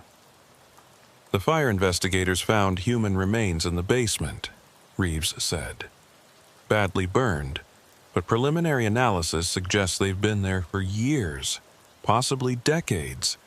The coroner is working on identification, but given the state of the remains, it's going to take time. Redford's victims? That's the assumption. We're cross-referencing with missing person reports going back to the 1960s. Reeves pulled out a file and slid it across the table. We also found partial remains that are more recent. The dental work suggests they might belong to Sergeant Campos. Declan's stomach dropped. He'd known, logically, that Campos was gone, but hearing it confirmed, having physical evidence of her death, made it real in a way that witnessing her transformation hadn't. "I'm sorry," was all he could say. "So am I. she was a good cop. Reeves closed the file. What I don't understand is why Redford would still be in that building. He retired in 2015. Why not leave Los Angeles? Why stay in a condemned structure where he'd committed his crimes? Because the building wouldn't let him leave, Declan thought. Because he'd fed it so well that it consumed him, made him part of itself. But he couldn't say that out loud. I don't know, sir. Maybe guilt kept him there. Maybe he couldn't bear to leave the place where he'd spent so many years. Reeves didn't look convinced, but he moved on. We're conducting a full review of every case Redford worked during his time with the department. If he was killing women and using his position to cover it up, there might be other victims we don't know about yet. The files we saw suggested he was very organized, Declan said. He kept detailed records. If any of that survived the fire, it should help identify his victims. That's what we're hoping. Reeves stood, signaling the interview was over. You're on administrative leave until we complete our investigation. That's standard procedure for any officer-involved incident resulting in a death. Understood. And Marrow, if there's anything else you're not telling me, anything at all, now would be the time. Declan met his eyes. I've told you everything I can verify, sir. It was technically true. Everything he'd left out. The shadow entities, the building's supernatural hold, the voice of a dead woman guiding them to safety, couldn't be verified. It could barely be believed. And including it in his report would only undermine the real investigation into Redford's crimes. He left the station and found Tracy waiting for him in the parking lot.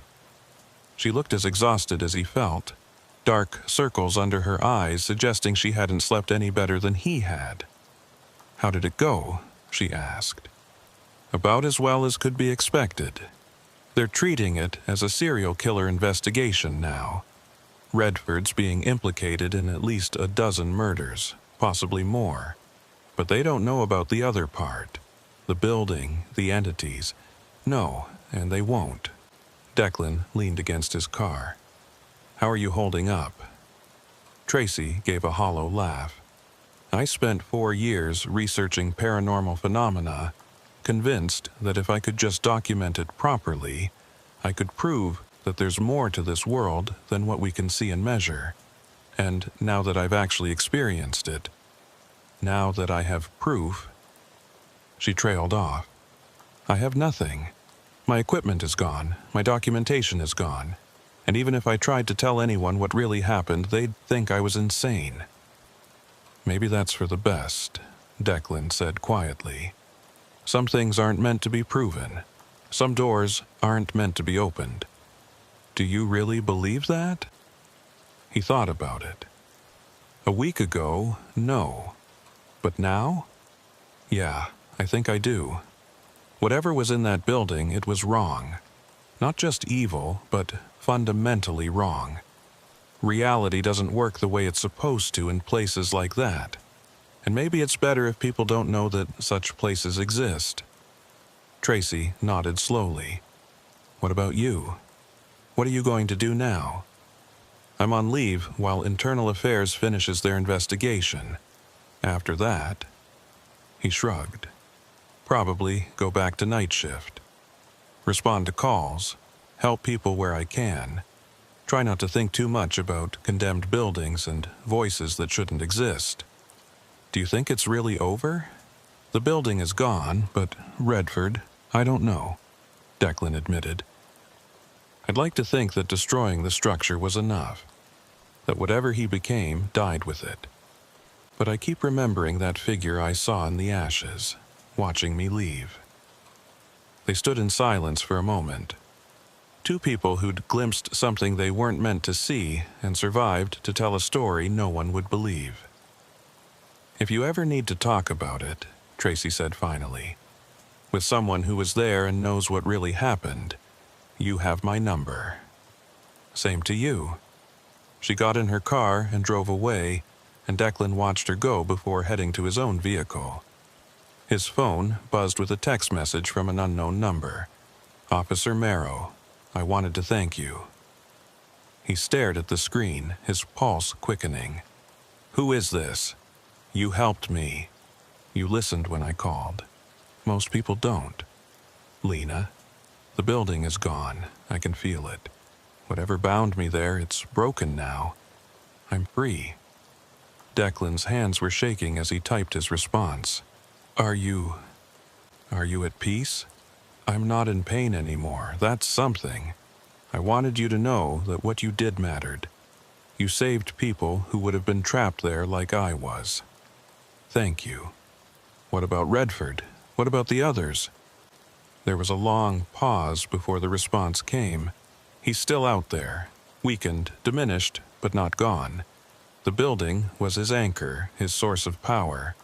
Without it, he's just a shadow of what he was. But shadows can still hurt people if you're not careful. How do I stop him? I don't think you can. Not completely. But you can be watchful. You can listen when people call for help. You can be the kind of cop who doesn't give up on the impossible cases. Another message came through immediately after. Be careful, Officer Marrow. Redford knows who you are now. He knows you hurt him. He'll remember that. Declan wanted to ask more questions, wanted to understand what had happened to Lena and where she was now, but no more messages came. After 5 minutes of waiting, he put his phone away and started his car. The drive home took him past the ruins of 742 Normandy Avenue. The building had been reduced to a blackened shell, its walls collapsed and its interior completely gutted. The city had already put up a chain-link fence around the entire property with signs warning of structural instability and environmental hazards. Declan slowed as he passed, and that's when he saw it. Standing among the debris, barely visible in the fading daylight, was a figure. Tall, broad-shouldered, wearing what might have been the remnants of a detective's coat. It stood perfectly still, and even from a distance Declan could feel its attention focused on him. Eamon Redford, or what was left of him. The figure raised one hand in what could have been a wave or a threat, and then it simply faded, becoming transparent before disappearing entirely. But Declan knew it wasn't gone. Not really. It was just waiting, gathering strength, preparing for whatever came next. He drove home and spent the evening going through everything he'd learned about Redford. The official personnel file painted a picture of a dedicated detective with an impressive clearance rate. 32 years on the force, numerous commendations, a reputation for being thorough and relentless. But now Declan could see the pattern underneath. Cases that went cold despite promising leads, witnesses who recanted their statements or disappeared, evidence that mysteriously went missing from lockup. Redford hadn't just been killing women. He'd been using the entire police department as cover, manipulating the system from the inside to ensure his crimes went undetected. And he'd been doing it for decades. Declan's phone rang, startling him out of his research. It was a number he recognized. Dispatch. Officer Marrow, I know you're on administrative leave, but we have a situation I thought you should know about. What kind of situation? We're getting 911 calls from a residential address in Echo Park. Female caller reporting an intruder in her home. But here's the thing. We've gotten the same call from the same address 3 times in the last hour, and each time we send a unit to check it out, there's no one there. Building appears vacant. Declan felt ice forming in his stomach. What's the address? The dispatcher gave him a street number in Echo Park, and Declan immediately pulled it up on his laptop. The property listing showed an older apartment building, similar in style and age to 742 Normandy Avenue. It had been condemned 2 months ago due to code violations and was scheduled for demolition. Have any units responded to calls at that location before tonight? Let me check. A pause, then, yeah, looks like we've gotten sporadic calls from there over the past few weeks. Always the same complaint, intruder in the building. but nobody's ever there when we arrive. It was starting again. Redford was establishing a new anchor, a new hunting ground. Weakened, but not destroyed, he was reaching out, trying to rebuild what had been taken from him. "I'm coming in," Declan said. "You're on leave. I don't care. This is connected to the Normandy case. I need to check it out." He grabbed his jacket and headed for the door, but before he left, his phone buzzed with another text message. He's already chosen his next victim, a woman who lives alone, who's been calling for help that never comes. If you don't stop him, she'll be like me, trapped and calling forever. There was no signature, but Declan knew it was from Lena. She was still watching, still trying to warn him, still trying to save the next victim from her fate. The drive to Echo Park took 20 minutes through evening traffic. The address was in an older neighborhood, similar to the area around Normandy. The building itself was a 3-story structure with boarded windows and a condemned notice on the front door. Declan parked across the street and sat watching the building. It looked empty, lifeless. Just another piece of urban decay waiting for the demolition crew. But he knew better now. He knew that some buildings held on to their darkness, that some places became infected with violence and never truly healed. His radio crackled to life even though he hadn't turned it on. Through the static, he heard a woman's voice. "Please, someone help me. He's in the building. I can hear him on the stairs. Please, I'm in apartment 2C. Please send someone." Declan had closed his eyes. He could ignore it. He could drive away, let someone else respond to the call, convince himself that it was just another glitch in the system or a prank caller. He could go home, sleep, try to forget about condemned buildings and voices that shouldn't exist. But he knew he wouldn't do that. Couldn't do that. He got out of his car and approached the building. The fence around the property had been cut in several places, creating easy access points. Someone had been here recently, and not just homeless people looking for shelter. The cuts were too clean, too deliberate. Declan slipped through one of the gaps and made his way to the building's entrance. The boards covering the door had been pried loose, and when he pushed on it, the door swung open with barely a sound. Inside, the building was dark and silent. Emergency lighting strips along the baseboards cast a faint glow, just like at Normandy. The air was cold despite the warm evening outside, and Declan could see his breath misting in the beam of his flashlight. "LAPD," he called out, his voice echoing through the empty hallway. "If anyone's in here, make yourself known." No response, just the settling creaks of an old building and the distant sound of traffic outside. He moved deeper into the structure, checking rooms as he went. Everything was empty, stripped of anything valuable. Just another condemned building waiting to be torn down. But on the second floor, he found apartment 2C. The door was closed, and unlike the other apartments, there was a faint light visible beneath it, and from inside, he could hear movement. Declan drew his weapon and approached the door carefully. "This is the police. I need whoever's inside to come out with their hands visible." The movement stopped. Then, after a long moment, the door slowly opened. A woman stood in the doorway, young, maybe late 20s, with dark hair and frightened eyes. She was wearing jeans and a sweater, and she looked as solid and real as anyone Declan had ever seen. "Thank God," she said, her voice shaking. "I've been calling 911 for an hour. There's someone in the building. I can hear them moving around, and I can't get out because—" She stopped mid-sentence, her eyes widening as she looked past Declan into the hallway behind him. Her face went pale, and she took a step backward into the apartment. "He's here," she whispered. Declan spun around, raising his weapon. Standing at the end of the hallway, barely visible in the dim light, was the figure he'd seen in the ruins of Normandy. Eamon Redford's shade, taller and more solid than it should have been, its eyes reflecting no light at all. You can't save her. Redford's voice echoed through the hallway, sounding like it was coming from everywhere and nowhere at once. She's already mine. She called, and I answered. That's how it works. She's not yours, Declan said, keeping his weapon trained on the shadow figure even though he knew bullets wouldn't stop it. And this building isn't yours either. I burned your anchor. I destroyed your hunting ground. You destroyed one building, Redford said, and Declan could hear the amusement in his voice.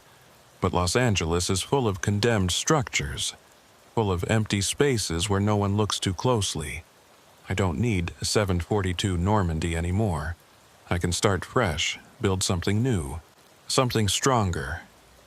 The woman behind Declan made a small sound of terror, and he could feel her grabbing onto his jacket.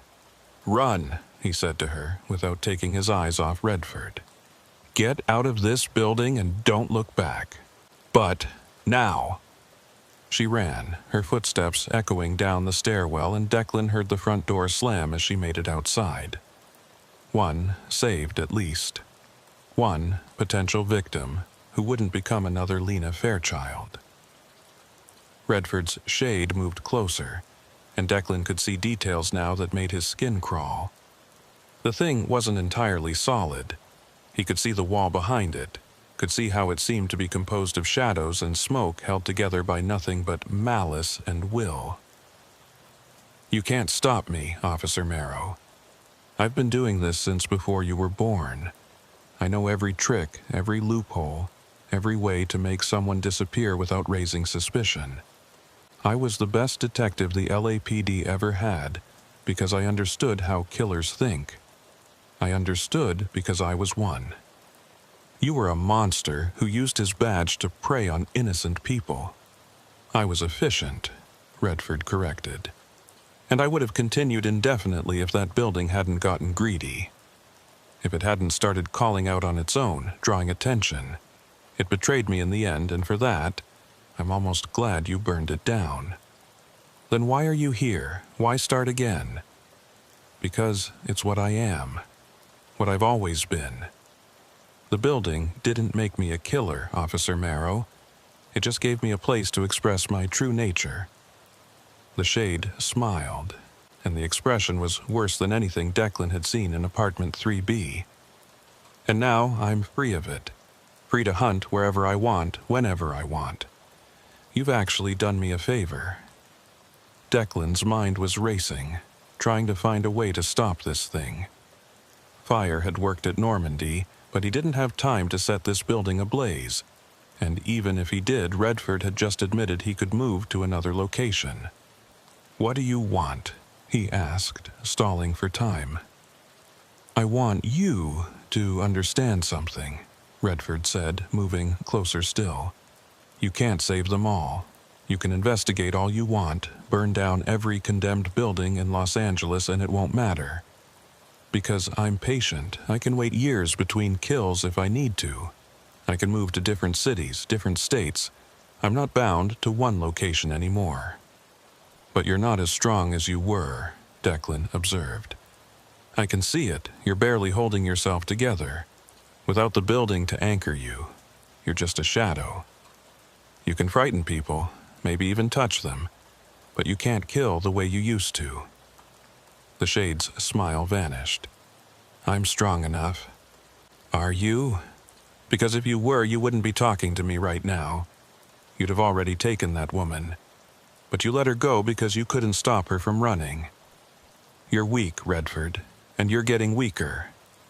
The shade lunged forward, and Declan felt a terrible cold wash over him as it passed through his body. For a moment, he couldn't breathe, couldn't move, couldn't do anything but stand frozen while darkness clouded his vision. Then it was past him, and he was on his knees, gasping for air. Redford's shade was at the end of the hallway again, and this time it looked less solid, more transparent. "You know nothing," it hissed. "I'll rebuild my strength, feet again, and when I do, you'll be the first one I visit. You and that little researcher who helped you. I'll make you both regret what you did to me." Then it was gone, fading into the shadows like it had never been there at all. Declan stayed on his knees for a long moment, waiting for his strength to return. His radio crackled with the dispatcher's voice asking for his status, and he managed to get to his feet and respond. "I'm clear. Building is empty. Send a unit to secure the location and make sure that chain-link fence gets properly repaired. No one should be able to access this building." "Copy that. Are you okay, Officer Marrow? You sound—" "I'm fine, just tired." He made his way out of the building and found the woman he'd saved standing by his car, wrapped in a blanket that one of the responding officers must have given her. She looked up as he approached. "What was that thing?" she asked. "That wasn't a person. That was—" "I don't know what it was," Declan lied. "But it's gone now. You're safe. I heard it talking to you. It said it would come back, that it would start again somewhere else." Declan didn't have a good answer for that, so he just nodded. "Are you going to stop it?" she pressed. "Are you going to make sure it can't hurt anyone else?" He wanted to say yes. Wanted to promise her that he'd hunt Redford's shade down and destroy it completely. But he'd learned enough in the past few days to know that some promises couldn't be kept. "I'm going to try," he said instead. "That's all I can guarantee." She seemed to accept that, and after giving her statement to the other officers, she was taken to the station for a more detailed interview. Declan stayed behind, making sure the building was properly secured and that the condemned notices were reinforced. As he worked, his phone buzzed with another message from Lena. "You saved her. Thank you. Redford says he's going to rebuild, find another anchor point.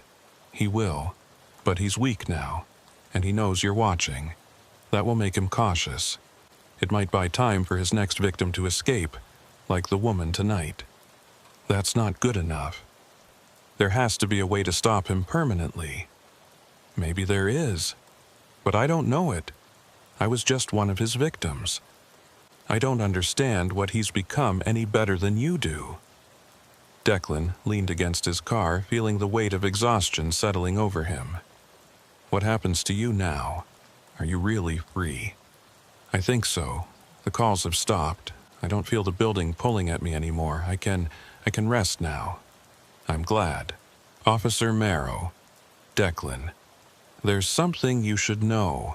Redford wasn't alone. There are others like him. Other buildings with their own darkness, other killers who've learned to cheat death by binding themselves to places. What happened at Normandy wasn't unique. It was just the first time anyone bothered to investigate deeply enough to understand it." The implications of that hit Declan like a physical blow.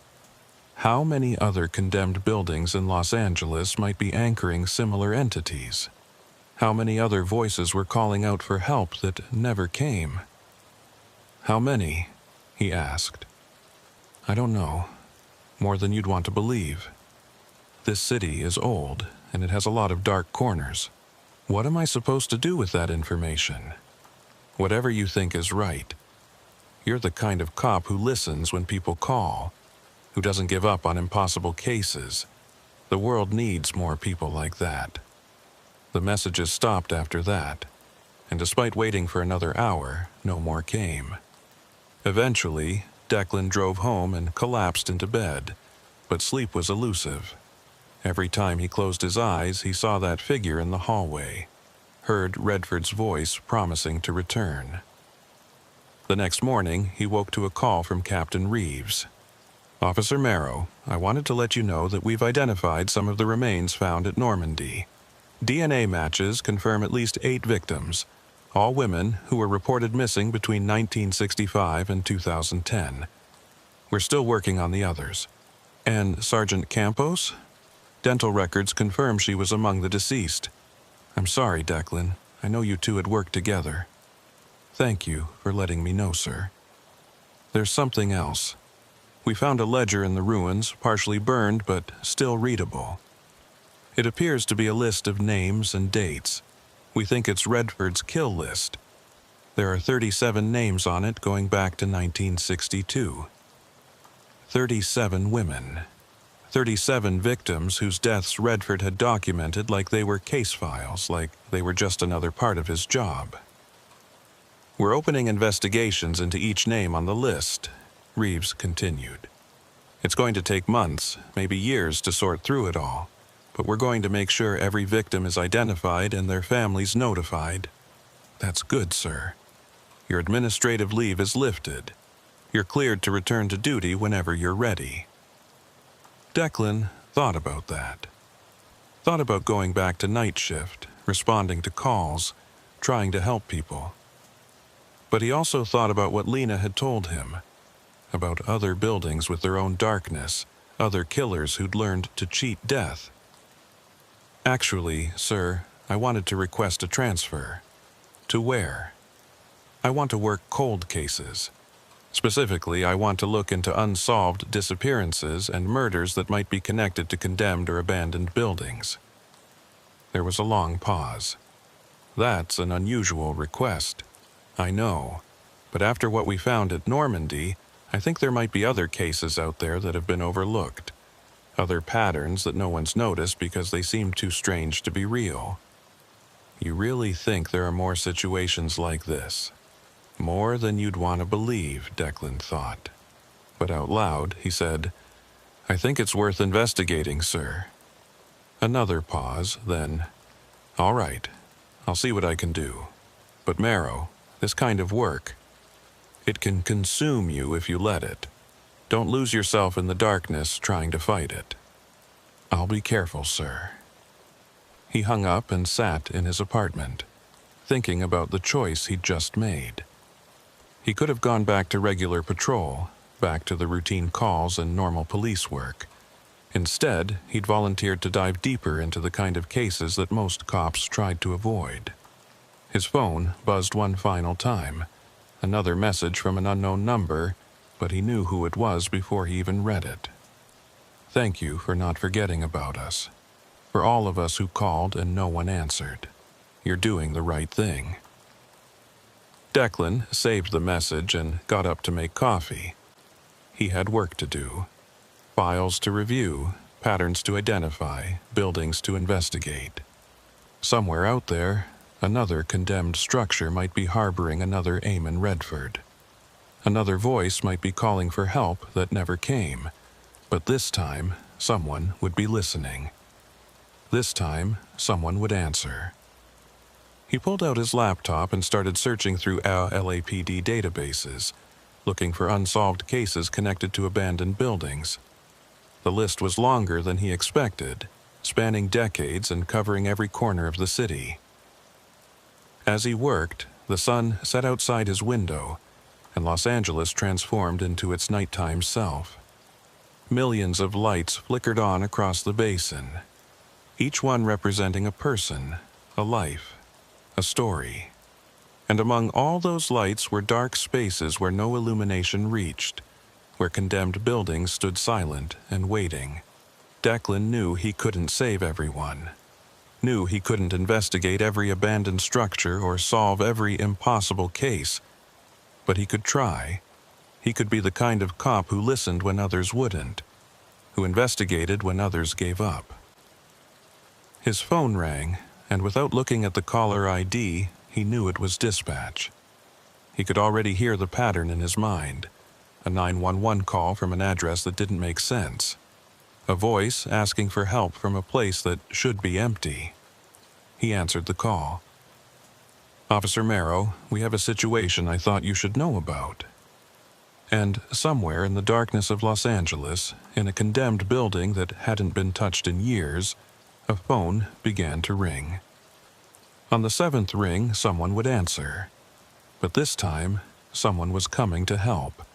This time, the call wouldn't go unanswered. Declan Marrow closed his laptop, grabbed his jacket, and headed for the door. The night shift was calling, and he had work to do.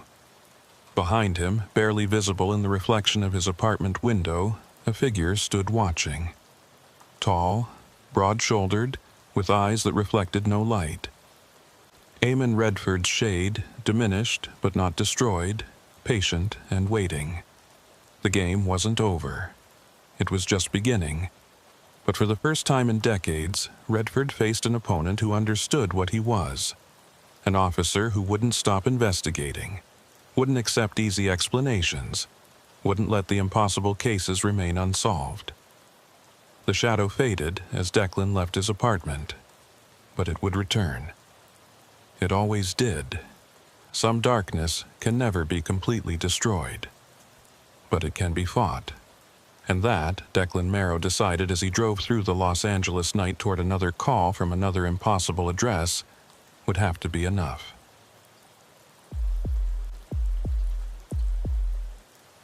The fog rolled in off the Pacific just after 10 o'clock, thick and white and completely unforgiving. It swallowed the coastal highway in minutes, reducing visibility to maybe 20 feet on a good stretch, and almost nothing when it got particularly dense. Jonah Kincaid had been patrolling this section of Highway 1 for 6 years, and he'd learned to respect the fog the way sailors respect the ocean, with a healthy mixture of caution and acceptance that sometimes it was just going to do what it wanted, regardless of human plans. Tonight's fog was bad, even by Pacific Coast standards. The kind that made headlights useless, bouncing the light back into your eyes until you were better off driving by feel and memory than by sight.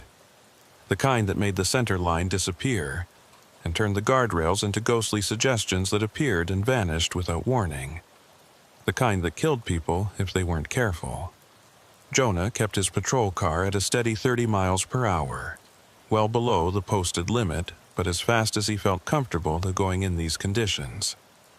His spotlight swept the shoulder periodically, checking for broken-down vehicles or anyone stupid enough to be walking along the highway in this soup. He'd already called in twice to confirm his position with dispatch, standard procedure when visibility got this poor. The radio crackled with light static, a side effect of the fog playing hell with the signal towers along the coast. All units, be advised, we have a fog advisory in effect for the coastal zones. Multiple reports of accidents on Highway 1 between Big Sur and Carmel. Exercise extreme caution. 10-4, Jonah responded, though he was already being as cautious as humanly possible. You didn't last long on coastal patrol if you took the fog lightly. He'd been driving for another 15 minutes, creeping along through the white void, when his headlights caught something that made him ease off the gas even more. There was a vehicle on the shoulder ahead, pulled over with its hazard lights blinking in a slow hypnotic rhythm. The fog created a halo effect around the lights, making them seem to pulse and breathe.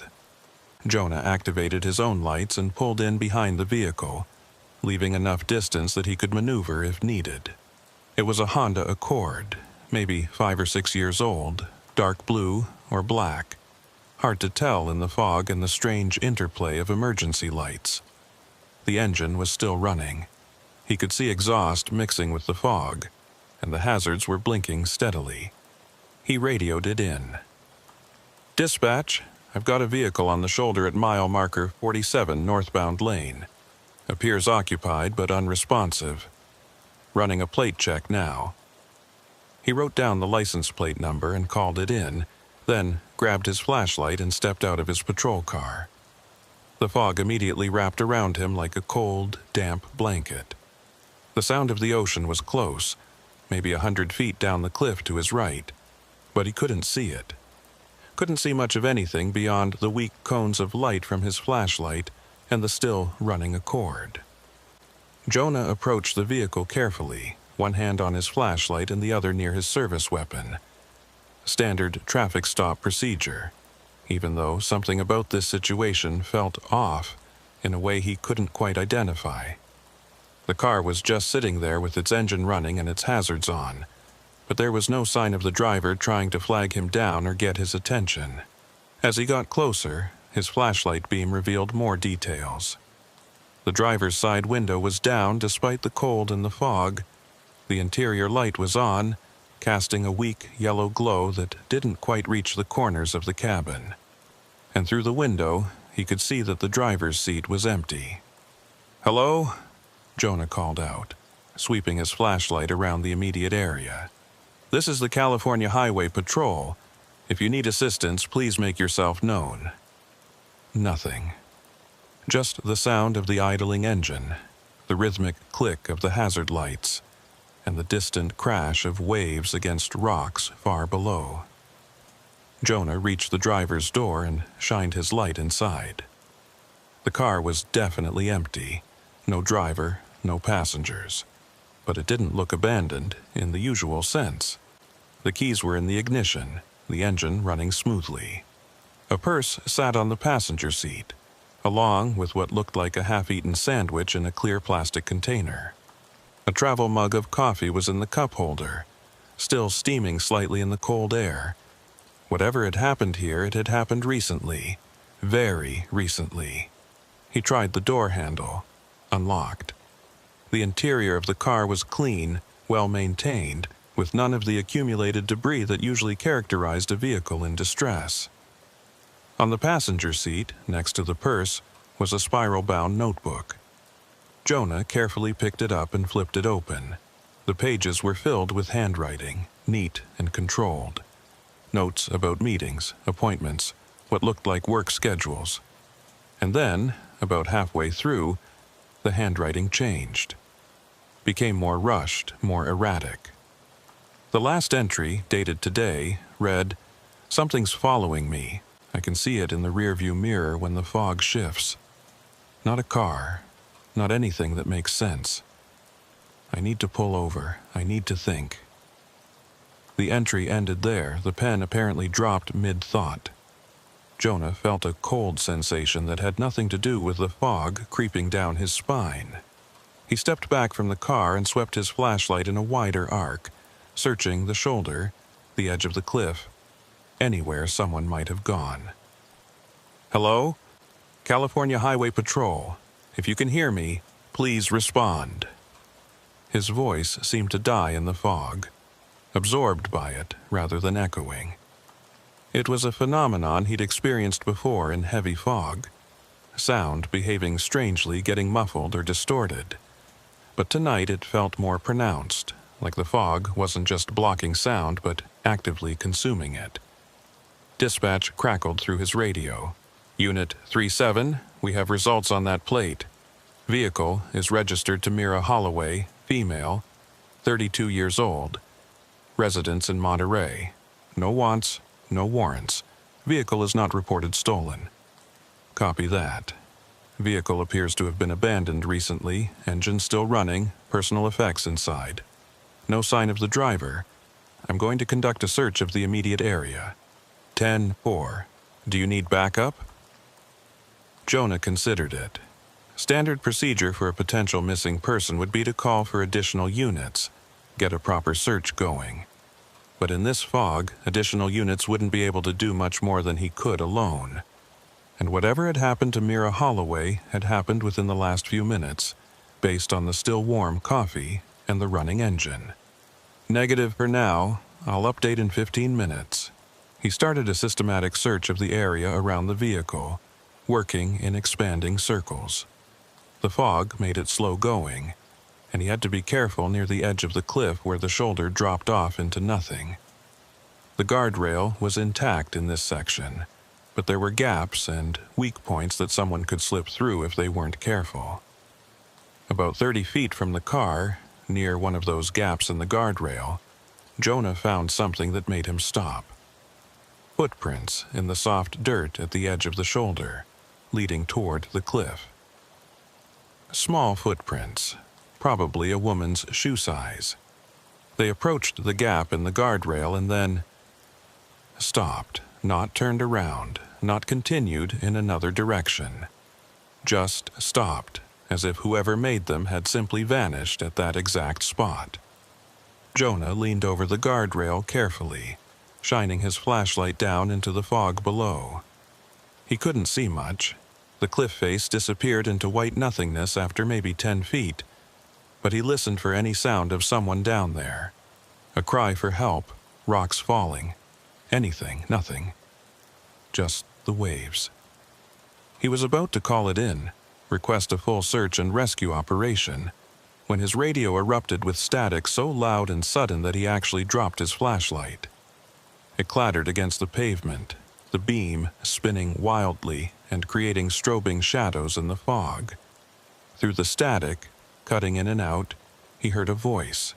Female, distorted, barely comprehensible. "Help, can't see, following me, won't stop. Hello?" Jonah grabbed his radio. "This is Unit 37. I can barely read you. Please repeat." More static, and then the voice again, clearer this time but with a strange quality to it, like it was coming from very far away or being filtered through water. "It's in the fog. I can see it when the fog moves. It's been following me since Big Sur. Please, someone help me. I'm so cold." "Ma'am, this is the California Highway Patrol. What's your location? Are you Mira Holloway?" "I don't know where I am. Everything looks the same." "The road, the fog, it all looks the same. I've been driving for hours, but I can't find anywhere to stop that feels safe." Jonah's mind was racing. The voice on the radio had to be coming from a cell phone or a CB radio, but the signal was wrong. It was coming through on his police frequency, which shouldn't be possible unless she had access to emergency services radio equipment. "Mira, listen to me carefully. I'm standing next to your vehicle right now. It's on the shoulder at mile marker 47. Your engine is still running. Where are you?" A long pause filled with static, and then, "My car? No, I'm still driving. I can see the headlights cutting through the fog. I can see the center line. I'm still on Highway 1. Jonah looked at the empty Accord, at the keys in the ignition, and the coffee still steaming in the cup holder. "Ma'am, I need you to look at your surroundings. Can you see any mile markers? Any landmarks?"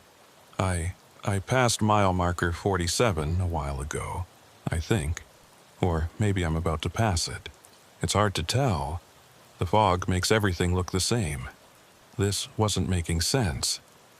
Jonah walked back to the Accord and checked the interior again, making absolutely sure it was empty. It was. The car was definitely here, definitely abandoned. So how could Mira Holloway be calling him from the same car while claiming she was still driving? "Mira, I need you to pull over. Stop your vehicle and wait for me to find you. Can you do that?" I tried to pull over. I did pull over. But when I stopped, I saw it getting closer. In the mirrors, in the fog. So I started driving again. If I keep moving, it can't quite reach me. What can't reach you? What are you seeing? Another burst of static, longer this time. When her voice came back, it sounded more distant, more frightened. "I don't know what it is. It's shaped like a person, but it moves wrong. And its eyes, God, its eyes don't reflect light right. They're just dark spots where eyes should be. It's been following me for miles and miles, and I can't outrun it because I can't drive fast enough in this fog." Jonah's hand tightened on his radio. Every rational part of his brain was telling him this was some kind of prank or technical glitch. But he'd found the notebook, had read that last entry about something following her, and the fear in her voice was real, even through the distortion and static. "Mira, I'm going to find you. Keep talking to me. Tell me what you see." "I see. There's a turnout coming up, one of those scenic overlooks. Should I pull over there? Maybe I can get out and run for help." "No," Jonah said immediately, remembering the footprints that led to the cliff and then disappeared. "Don't get out of your car. Stay inside and keep your doors locked. I'm coming to you." He ran back to his patrol car and got in, already putting it in gear. If Mira was somewhere up ahead on the highway, he needed to find her before whatever she was running from, real or imagined, caught up with her. But as he pulled back onto the highway and started driving north, a thought occurred to him that made his blood run cold. He'd found footprints leading to the cliff edge. Small footprints, the kind a woman like Mira Holloway would make. What if she hadn't called him from the car? What if she'd already gone over the cliff and what he was hearing on the radio was something else entirely? He pushed the thought away and focused on driving, sweeping his spotlight along the shoulder looking for any sign of another vehicle or a person on foot. The fog seemed to be getting thicker, if that was possible, and he was having to slow down to 20 miles per hour just to avoid running off the road. His radio crackled again. Unit 37, this is dispatch. We're getting reports from other units in your area of radio interference and possible equipment malfunction. Are you experiencing any issues? Affirmative. I've been receiving what sounds like distress calls on our frequency, but I can't verify the source. Copy that. We're getting similar reports from units 4-2 and 5-8. They're also reporting seeing vehicles on the shoulder that disappear when they approach. Jonah's hands tightened on the steering wheel. Dispatch, say again? Vehicles that disappear? That's what they're reporting. Unit 4-2 said he saw a car on the shoulder with its hazards on, but when he pulled over to investigate, there was nothing there.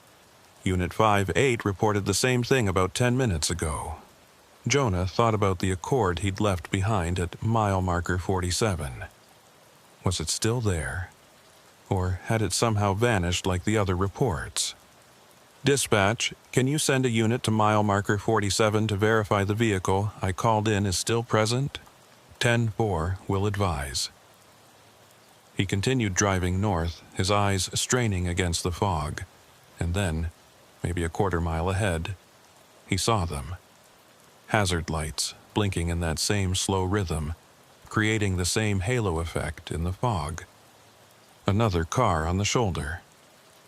Jonah slowed and approached carefully, already calling it in. As he got closer, details emerged from the white void. It was a Honda Accord, dark blue or black, with its engine running and its driver's side window down.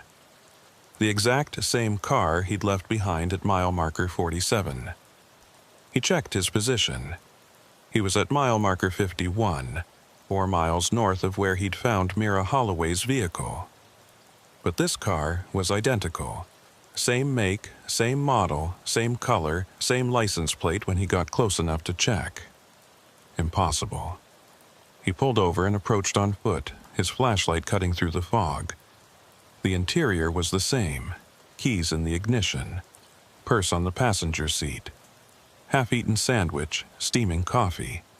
Even the notebook was there, open to the same page with the same rushed handwriting. Something's following me. Jonah backed away from the car, his mind struggling to process what he was seeing.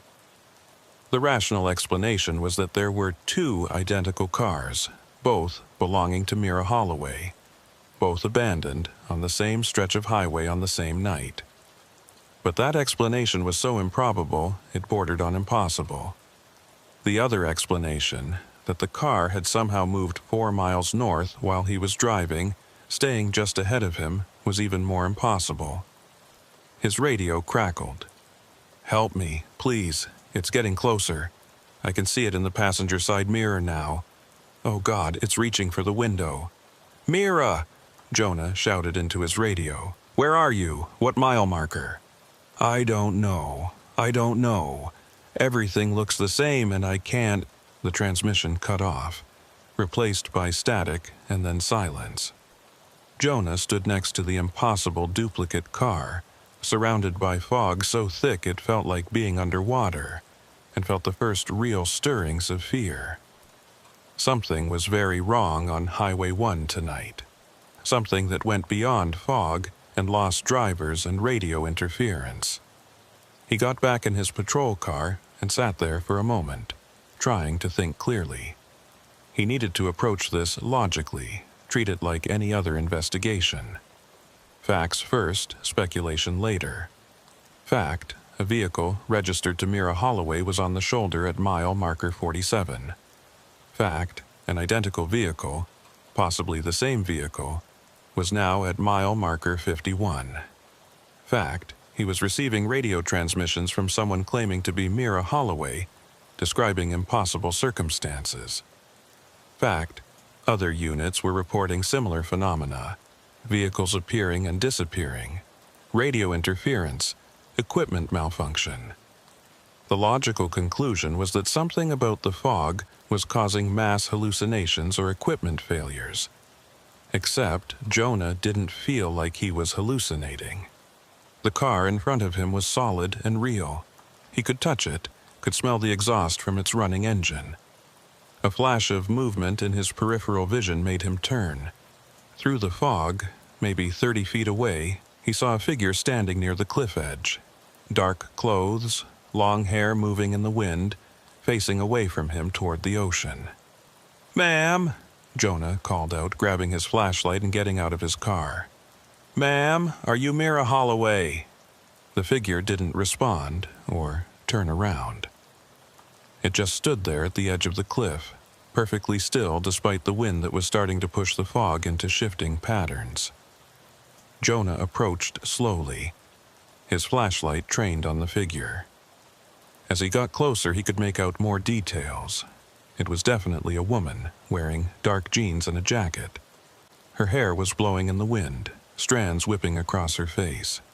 She was standing right at the edge of the cliff, close enough that one more step would send her over. "Ma'am, I need you to step away from the edge. Can you hear me?" Still no response.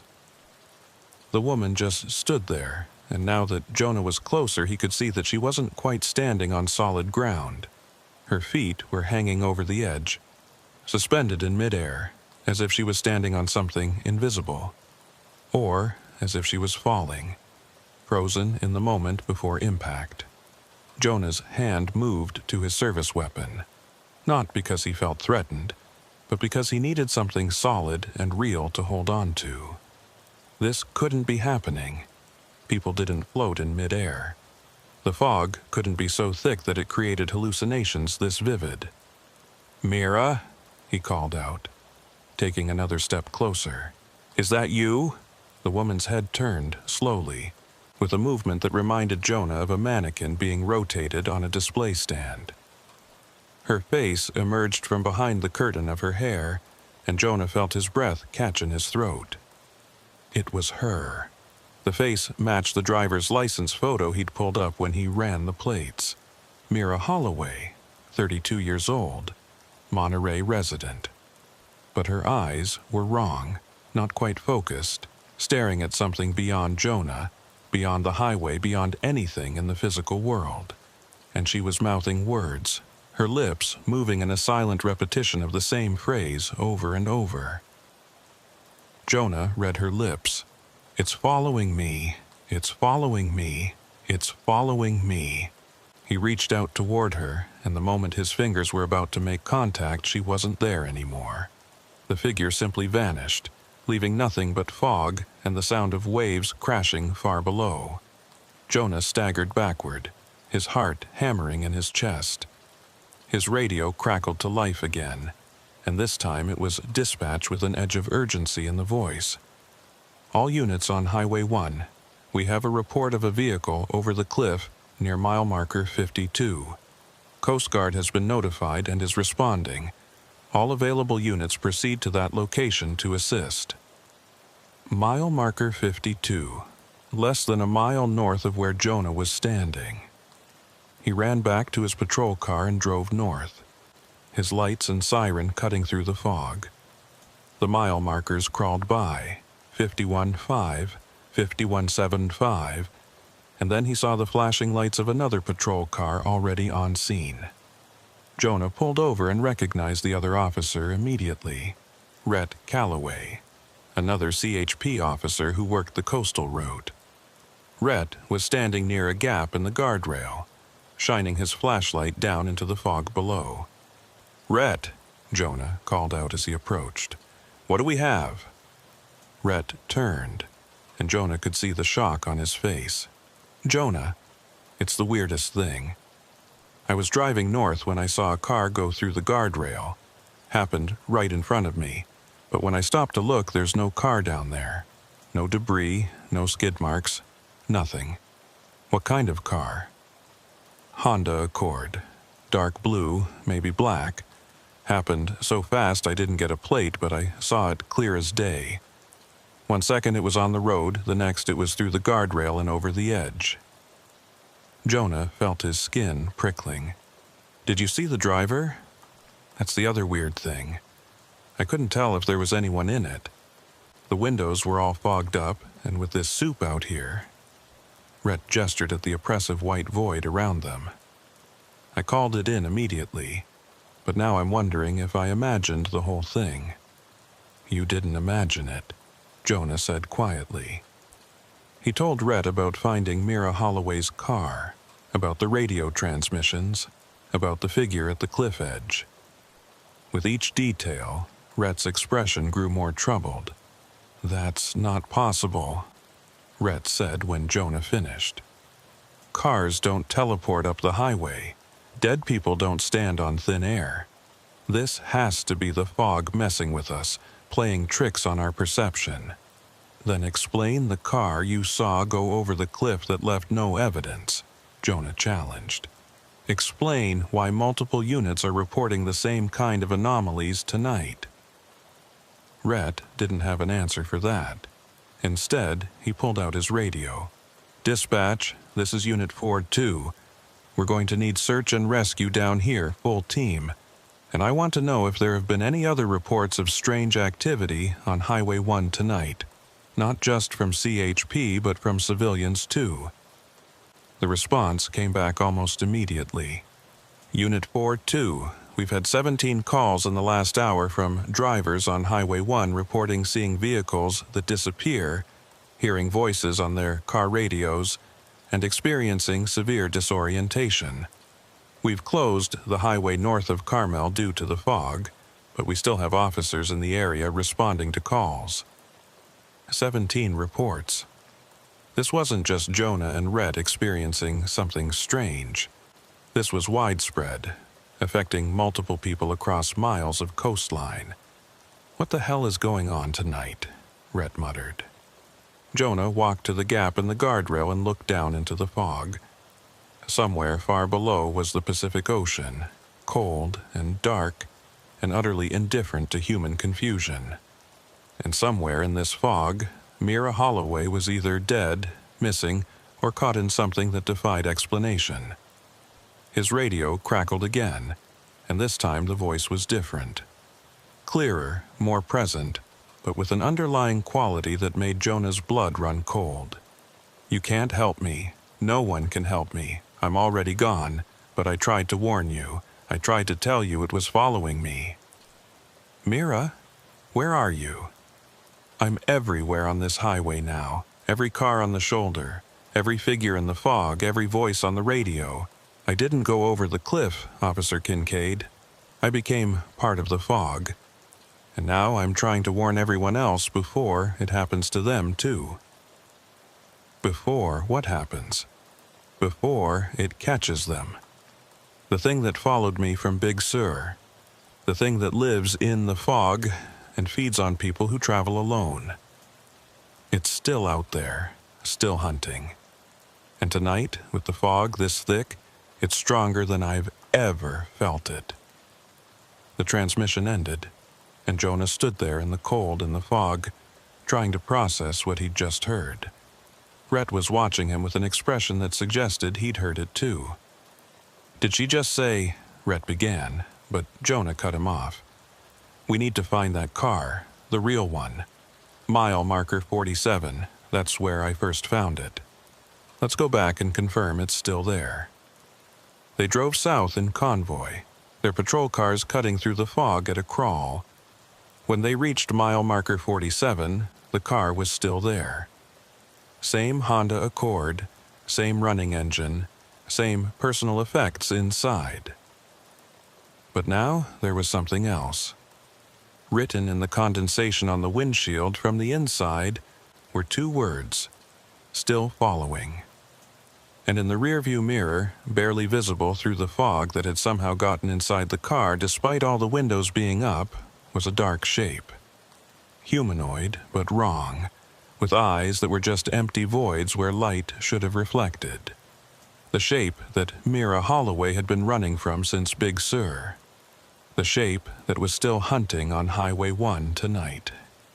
Jonah and Rhett stood staring at the message on the windshield. neither of them willing to voice what they were both thinking. The condensation was fresh, the letters still clear and dripping slightly. Someone, or something, had written those words from inside the car within the last few minutes. "We need to search the vehicle," Rhett said finally, his voice tight. "Procedure says we need to clear it, make sure there's no one hiding inside." Jonah nodded, though every instinct he had was screaming at him to get back in his patrol car and drive away. Instead, he drew his weapon and approached the Honda Accord from the driver's side while Rhett covered the passenger side. "California Highway Patrol," Jonah called out, his voice swallowed by the fog almost immediately. "If anyone is in this vehicle, show your hands and exit slowly." No response. Just the steady idle of the engine and the rhythmic click of the hazard lights. Jonah reached for the driver's door handle and pulled it open in one smooth motion, stepping back with his weapon raised. The interior light was still on, illuminating the empty cabin. He could see into the back seat, also empty. No one was hiding in the car, but the message on the windshield was still there. And now that he was closer, Jonah could see handprints on the inside of the glass. Small handprints like someone had been pressing against the windshield from the inside, trying to get out, or trying to warn someone on the outside. Rhett circled around to join him, holstering his weapon. "This doesn't make any sense. If Mira Holloway went over the cliff, why is her car still here? And if she didn't go over the cliff, where is she?" "I don't think she went over the cliff," Jonah said slowly, thinking about the figure he'd seen suspended in midair, about the voice on the radio claiming to be part of the fog now. "At least not in any way that we can investigate with normal search and rescue."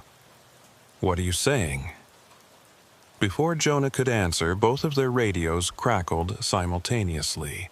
This time, it wasn't Mira's voice, but dispatch, and the tension in the dispatcher's tone was evident. "All units on Highway 1, we have multiple emergency calls coming in from civilians reporting vehicles driving the wrong way on the highway. Callers describe seeing cars traveling south in the northbound lanes, appearing suddenly out of the fog. Be advised, we cannot confirm these sightings and recommend extreme caution." Jonah and Rhett exchanged glances. Wrong-way drivers in heavy fog were a death sentence waiting to happen, but something about this report felt connected to everything else happening tonight. "Dispatch, this is Unit 37, Jonah said into his radio. "Can you provide descriptions of these wrong-way vehicles? Stand by." A pause, then. Multiple callers have reported seeing a dark-colored Honda Accord traveling south in the northbound lanes. Vehicle appears and disappears in the fog. No plate information available. Of course, it was a Honda Accord. Of course it was. Rhett leaned against his patrol car, running a hand through his hair. Okay, let me think about this logically. We have one physical car here at mile marker 47. But people are seeing what they think is the same car in multiple locations, including driving the wrong way. The most rational explanation is that the fog is causing visual distortions, making people see things that aren't there or misidentifying other vehicles. "And the radio transmissions?" Jonah asked. "The message on the windshield, the figure I saw at the cliff edge? Fog can do weird things to sound. Radio signals bounce off water vapor, create echoes and distortions. As for what you saw..." Rhett trailed off, clearly not wanting to suggest that Jonah had been hallucinating. Jonah wanted to believe that explanation, wanted to accept that everything happening tonight had a rational, scientific basis. But he'd been a highway patrol officer for 6 years, had worked hundreds of shifts in fog just as thick as tonight's, and he'd never experienced anything like this. His radio crackled again, and this time it was a different voice. Male, older, with the calm authority of someone who'd been doing this job for decades. All units, this is Sergeant Malloy. I'm currently at mile marker 55, northbound shoulder. I've located another vehicle matching the description of Mira Holloway's Honda Accord. Engine running, appears abandoned. I'm going to investigate. Jonah grabbed his radio.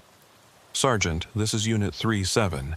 I strongly recommend you do not approach that vehicle alone. We've been experiencing unusual phenomena related to this case. A pause. Then Malloy's voice came back with a note of skepticism. Unit 37, what kind of unusual phenomena? How did you explain it? How did you tell a veteran officer that you'd seen the same car in multiple locations, heard a dead woman's voice on the radio, witnessed a figure floating in midair? Sir, just be careful and keep your radio on. If you experience anything out of the ordinary, call it in immediately. 10-4, Unit 37. I appreciate your concern, but I think I can handle a disabled vehicle investigation. Jonah looked at Rhett.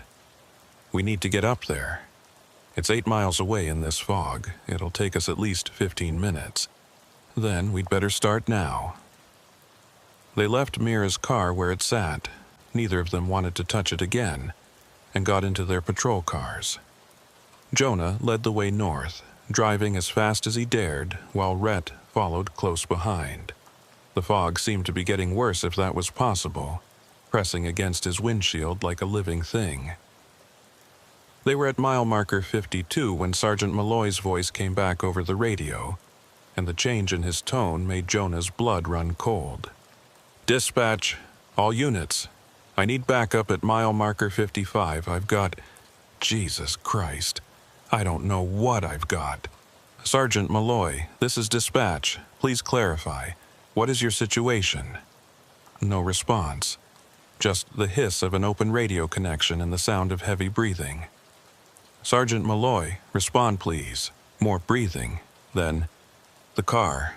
It's empty like the others reported. But there's someone in the back seat, a woman. She's just sitting there, staring straight ahead. I can see her through the window, but when I open the door, there's nothing there. And every time I close the door and step back, she's there again. Jonah accelerated, pushing his patrol car faster than was safe in these conditions. Rhett's lights stayed close behind him in the rearview mirror. Sergeant, this is Unit 37. We're en route to your location. Do not engage. Step away from the vehicle and wait for backup. She's looking at me now, Malloy continued, his voice strained. Her eyes, they're not right. They're reflecting the interior light, but they shouldn't be. It's like looking into mirrors, and she's mouthing something, same thing over and over. Sergeant, step away from the vehicle. I can read her lips. She's saying run. She's telling me to run. The radio connection suddenly filled with static so intense that Jonah had to turn down the volume. Through the interference, he could hear Malloy's voice, distant and distorted. It's outside the car now, the thing she was running from. I can see it in the fog. It's not human. It's not... The transmission cut off completely, replaced by dead silence. Sergeant Malloy, Jonah shouted into his radio. Sergeant, respond. Nothing. Dispatch, we have an officer not responding at mile marker 55. We need all available units to that location immediately. 10-4, Unit 37. Be advised, we're having difficulty reaching Sergeant Malloy on any frequency. Jonah saw the flashing lights ahead before he saw the patrol car itself. Malloy's vehicle was pulled over on the shoulder, driver's door standing open, the interior light creating a weak beacon in the fog. And just ahead of it, barely visible, was the Honda Accord. Jonah pulled over and jumped out before his car had fully stopped, his hand on his weapon. Rhett was right behind him, both of them moving toward the Malloy's patrol car in standard formation. Sergeant Malloy, Rhett called out. CHP, identify yourself. The patrol car was empty. Radio still on, engine running, but no sign of Malloy. Jonah swept his flashlight around the immediate area, looking for any sign of where the sergeant might have gone. And then he saw the footprints. They led from Malloy's patrol car toward the cliff edge, visible in the soft dirt at the shoulder's edge. But these weren't normal footprints. They started out clear and defined, showing the tread pattern of standard-issue CHP boots. But as they progressed toward the cliff, they became less distinct, more shallow, until they faded away entirely about 10 feet from the edge. Not like someone had turned around or jumped, like they'd gradually ceased to exist.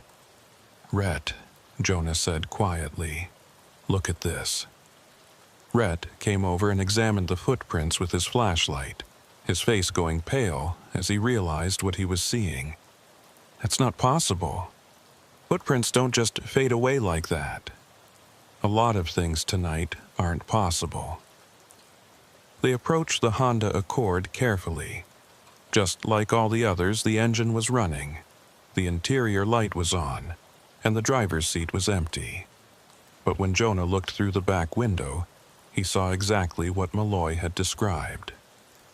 There was a woman sitting in the back seat. She was wearing the same clothes as the figure Jonah had seen at the cliff edge earlier. Dark jeans, a jacket, long hair hanging down to obscure part of her face. She was sitting perfectly still, hands folded in her lap, staring straight ahead at the back of the driver's seat. Jonah moved to the rear passenger door and looked directly at her through the window. The woman's eyes shifted to meet his, and he felt his breath catch. Malloy had been right. Her eyes were like mirrors, reflecting the interior light back at him with an intensity that was fundamentally wrong. He reached for the door handle, and the woman's lips moved. "Run." Jonah opened the door. The back seat was empty. No woman, no sign that anyone had been sitting there. Just empty leather and that same smell of fog and salt air that permeated everything tonight. He closed the door and stepped back, and when he looked through the window again, she was there, sitting in the exact same position, staring straight ahead with those terrible mirror eyes. "This is impossible," Rhett breathed, standing next to Jonah and staring at the woman who appeared and disappeared depending on whether the door was open or closed. The woman's lips moved again, more urgently this time. "Run, it's here." Jonah felt the temperature drop even further, his breath now coming out in thick clouds despite it being a relatively mild September night. The fog around them began to move in ways that had nothing to do with wind, swirling in patterns that suggested something large moving through it. "We need to get back to our vehicles," Jonah said, his voice low and controlled, despite the fear crawling up his spine. "Now!" They backed away from the Honda Accord, keeping their flashlights sweeping in wide arcs. The fog was definitely moving now, forming shapes that lasted for just a moment before dissolving. And somewhere in that fog, barely visible, was something that didn't belong. It was roughly human-shaped, but wrong in every detail. Too tall, limbs too long, movement too fluid. And where its eyes should have been were just empty voids that seemed to absorb light rather than reflect it. The thing that Mira Holloway had been running from, the thing that had apparently taken Sergeant Malloy. Jonah's radio crackled to life, and Malloy's voice came through, but it was wrong. Distorted and hollow, like he was speaking from the bottom of a well. "Unit 37, don't look at it directly. That's how it sees you. That's how it knows. Sergeant? Where are you? I'm everywhere on this highway now. Just like Mira. It catches you and you become part of it, part of the fog.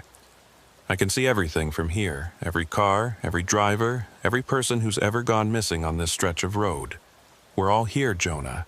All of us." Rhett grabbed Jonah's arm. "We need to leave, right now." Jonah wanted to argue, wanted to search for Malloy, wanted to understand what was happening. But survival instinct overrode professional obligation. Whatever this thing was, it wasn't something they could fight with standard police equipment. They ran for their patrol cars, and behind them the fog entity moved. Jonah could feel it pursuing them, could sense its attention focused on his back like a physical weight. He reached his car and yanked the door open, throwing himself inside and slamming it shut. The fog pressed against his windows, thicker than it should be, almost solid. And in that fog, he could see faces, dozens of them, maybe hundreds. All the people who'd gone missing on Highway 1 over the years, all the unexplained disappearances and assumed accidents. They were all still here, trapped in the fog, part of whatever this entity was. Jonah's radio erupted with voices, all of them talking at once. Mira Holloway, Sergeant Malloy, and others he didn't recognize. Men and women, young and old, all of them trying to speak, to warn, to plead. Don't stop driving. Never get out of your car. It feeds on isolation. The fog is its body. We're all part of it now. Jonah started his engine and put the car in gear, looking for Rhett's patrol car in his rearview mirror. It was there, lights on, and he could see Rhett's pale face through the windshield. They needed to get off this highway, needed to get to somewhere the fog couldn't reach. But when Jonah looked ahead, the road had changed. The center line was gone. The shoulder markers were gone. Even the guardrail had vanished. There was just Highway 1 stretching into the fog, with no beginning and no end, just an infinite stretch of asphalt surrounded by white void. No, Jonah muttered, accelerating anyway. No, this isn't real. The road is still there. The fog is just hiding it. But as he drove, he realized that nothing was changing. No mile markers appeared, no turnoffs, no landmarks. Just the same stretch of highway repeating endlessly, and in his rearview mirror, that dark shape was getting closer.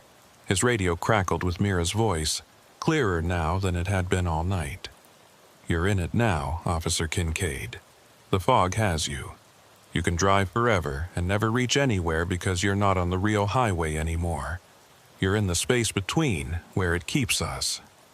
How do I get out? Jonah demanded, his hands white-knuckled on the steering wheel. I don't know. I've been trying to find a way out since it caught me. That's why I was calling on the radio. Why I kept appearing at different mile markers. I was hoping someone would understand, would figure out how to break free. But everyone it catches just becomes another voice, another warning that no one heeds. Jonah looked at his speedometer. He was doing 60 miles per hour, faster than was safe in fog this thick, but the scenery, such as it was, never changed. Just endless highway and endless fog. In his rearview mirror, Rhett's patrol car was still following, and beyond that, the dark shape was getting larger, moving faster than their vehicles despite not appearing to run. There has to be a way out, Jonah said, more to himself than to the voices on the radio. Every system has a weakness, every trap has an exit. The fog is thickest on foggy nights, Mira's voice said.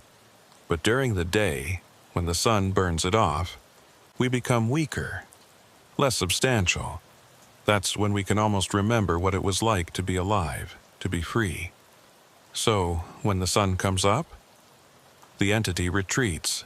The highway returns to normal. But we don't. We stay trapped, waiting for the next foggy night when it can hunt again. Jonah checked the time on his dashboard. It was just past midnight. Dawn was still hours away, and he didn't think he could outrun this thing for hours, especially not when distance seemed to have no meaning in this fog-wrapped version of Highway 1. He needed a different approach. "Rhett," he called into his radio, hoping his partner could still hear him. "I'm going to try something. Stay close to me no matter what happens." "What are you going to do?" Rhett's voice came back, strained and frightened. "Something stupid." Jonah slammed on his brakes, bringing his patrol car to a complete stop in the middle of the highway. In his mirror, Rhett's car slid to a halt behind him, and the dark shape in the fog paused, as if surprised by this change in behavior. "What are you doing?" Mira's voice asked through the radio. urgent and confused. "It will catch you if you stop moving." "Maybe," Jonah said, getting out of his car. "Or maybe that's what it wants us to think. Maybe the running is what feeds it, what gives it power. The fear, the desperation, the endless attempt to escape." He stood in the middle of the highway, facing the approaching shape. Behind him, he heard Rhett's car door open and his partner joining him. "If we're going to die, we might as well do it together," Rhett said quietly. The fog entity emerged from the white void, and up close it was even more terrible than Jonah had imagined.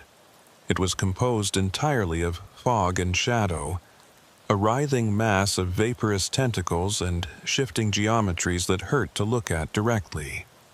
And within that mass, he could see the faces of its victims, all of them screaming silently, all of them reaching out for help that would never come. But Jonah stood his ground, fighting every instinct that told him to run. "I'm not afraid of you," he said, though his voice shook with the lie.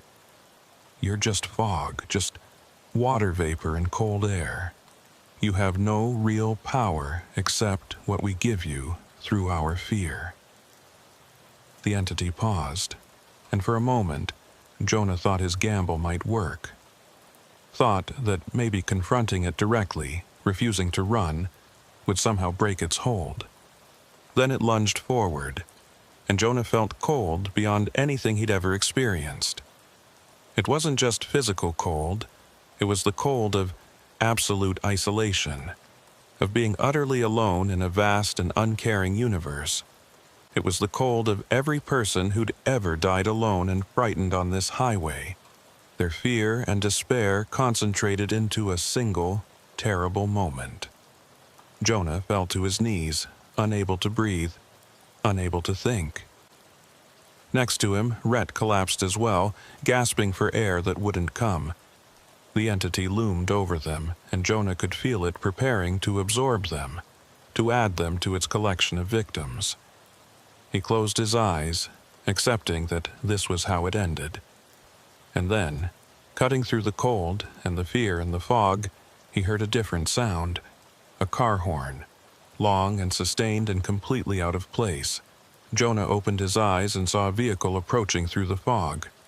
Not a patrol car or a Honda Accord, but a big rig, an 18-wheeler with its high beams blazing and its horn blaring. The truck was driving straight down the center of the highway, directly toward the fog entity. The entity recoiled from the light and the noise, pulling back from Jonah and Rhett. The truck didn't slow down, didn't swerve. It just kept coming, and as it got closer, Jonah could see the driver. It was an old man, maybe 70, with weathered features and determined eyes. He looked directly at Jonah and jerked his thumb toward the back of the truck, a clear gesture to get moving. Jonah grabbed Rhett and pulled him to his feet, and they ran for their patrol cars as the truck roared past them.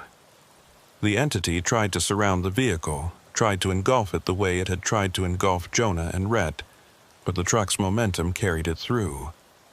And where the truck passed, the fog thinned.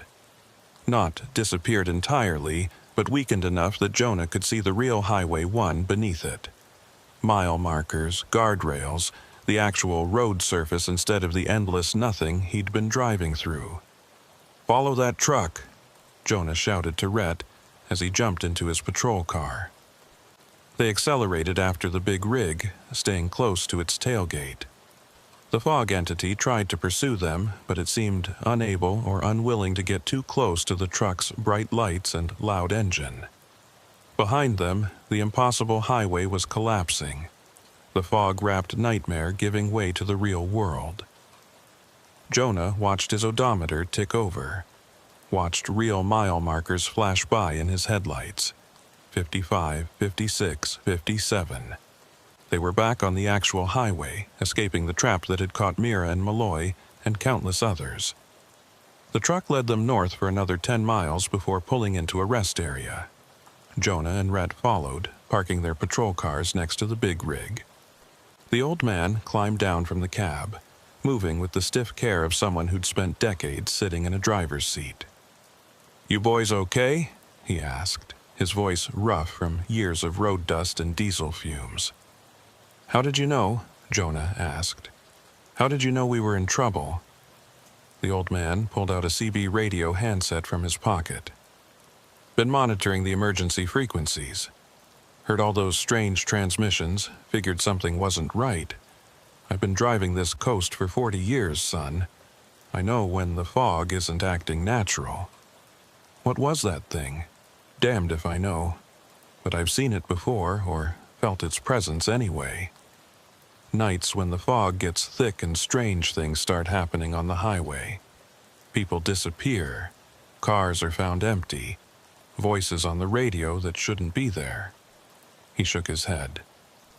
"Most folks chalk it up to accidents or people wandering off confused. But I know better. There's something in that fog that hunts." "How did you fight it off?" Rhett asked. "I didn't fight it. I just didn't give it what it wanted. That thing feeds on fear and isolation. It wants you alone and scared. But a big rig with its lights on and horn blaring, that's not isolated. That's not quiet. It's too much noise, too much presence for it to handle." Jonah thought about that. The entity had been able to trap him and Rhett when they were alone in their cars, cut off from the real world. But the truck had broken through that isolation, had forced the fog to retreat. "There are people trapped in there," Jonah said. "I saw them, heard their voices. Mira Holloway, Sergeant Malloy, others. Can they be saved?" The old man's expression grew sad. "I don't know, son. I've never known anyone to come back once that fog takes them. Best we can do is warn others, help people avoid the same fate." Jonah wanted to argue, wanted to insist that there had to be a way to rescue the victims. But he'd seen the faces in the fog, had heard the hopelessness in their voices. They weren't just trapped. They'd become part of the entity itself. His radio crackled weakly, and Mira's voice came through one last time, faint and distant. "Thank you for trying, Officer Kincaid. Not everyone does. Most people just run and forget, but you tried to help. That matters." "I'll find a way to get you out," Jonah promised. "Somehow. Don't make promises you can't keep. Just warn people. Tell them not to drive alone on foggy nights. Tell them that if they see a car on the shoulder with its hazards on, don't stop. Just keep driving and don't look back." The transmission faded away, leaving only static. The old trucker put a hand on Jonah's shoulder. "You did what you could. That's all any of us can do. Now come on, let's get you boys some coffee and figure out how to explain this to your superiors." As they walked toward the rest area's small cafe, Jonah looked back toward the south, where the fog still hung thick over Highway 1. Somewhere in that fog, Mira Holloway and Sergeant Malloy and all the others were still trapped, still calling out warnings that most people would never hear. But Jonah had heard them, and he wouldn't forget. The cafe at the rest area was one of those places that existed solely for travelers who had nowhere else to go at 2 in the morning. Fluorescent lights buzzed overhead, casting everything in a harsh white glow that felt almost aggressive after the soft darkness of the fog. Jonah sat across from Rhett and the old trucker, whose name he'd learned was Dale Pritchard, nursing a cup of coffee that tasted like it had been sitting on the burner since the previous shift. "So, what do we tell the department?" Rhett asked quietly, staring into his own untouched coffee. "We just lost a sergeant. We need to report it, but how do we explain what happened?" Jonah had been wrestling with the same question. The truth, that Sergeant Malloy had been absorbed by some kind of entity living in the fog, would get them both sent for psychiatric evaluation. But lying didn't feel right either, not when a fellow officer was gone. Dale lit a cigarette despite the no smoking sign on the wall, and the waitress behind the counter didn't say anything. "You boys are going to have to decide how much you value your careers versus the truth. Me? I've tried telling people about the fog before. Coast Guard, local police, even tried contacting some university researchers. Nobody wants to hear it. They'd rather believe in coincidence and bad luck than accept there's something out there that doesn't fit in their understanding of the world. But people are dying, Jonah said. Mira Holloway, Sergeant Malloy, and who knows how many others over the years. We can't just pretend it's not happening.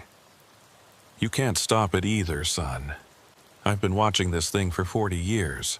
It comes and goes with the fog, takes who it wants, and there's nothing anyone can do about it except avoid driving alone on nights like this. Dale tapped ash into his coffee cup. Your sergeant knew the risks. Every cop who works this highway knows, even if they don't admit it. They know there are nights when people disappear without explanation. Jonah thought about the missing person reports he'd filed over the years. Cars found empty on the shoulder. Drivers never located. He'd always assumed they'd wandered off confused or jumped from the cliffs or been picked up by someone passing by. But now he wondered how many of them had been taken by the fog. His radio, sitting on the table next to his coffee, crackled with soft static. Through the interference he could hear voices. Not clear enough to make out words, but he recognized the cadences. Mira, Malloy, others he didn't know. All of them still out there, still trapped. I need to go back, Jonah said suddenly. Rhett looked at him like he'd lost his mind. Go back where? Into the fog? That thing almost killed us, Jonah. If Dale hadn't shown up when he did, I know. But we left people behind. We left Sergeant Malloy behind. Malloy is gone, Rhett said firmly. You saw what happened to him. We can't save him. Maybe not, but we can at least document what's happening. Build a case file, collect evidence. Someone needs to start taking this seriously. Dale stubbed out his cigarette and leaned back in his chair. I've got dashcam footage from tonight. Recorded the whole thing. You boys trapped on that endless highway, the fog entity, all of it. But I'm warning you, even with video evidence, people will find ways to explain it away.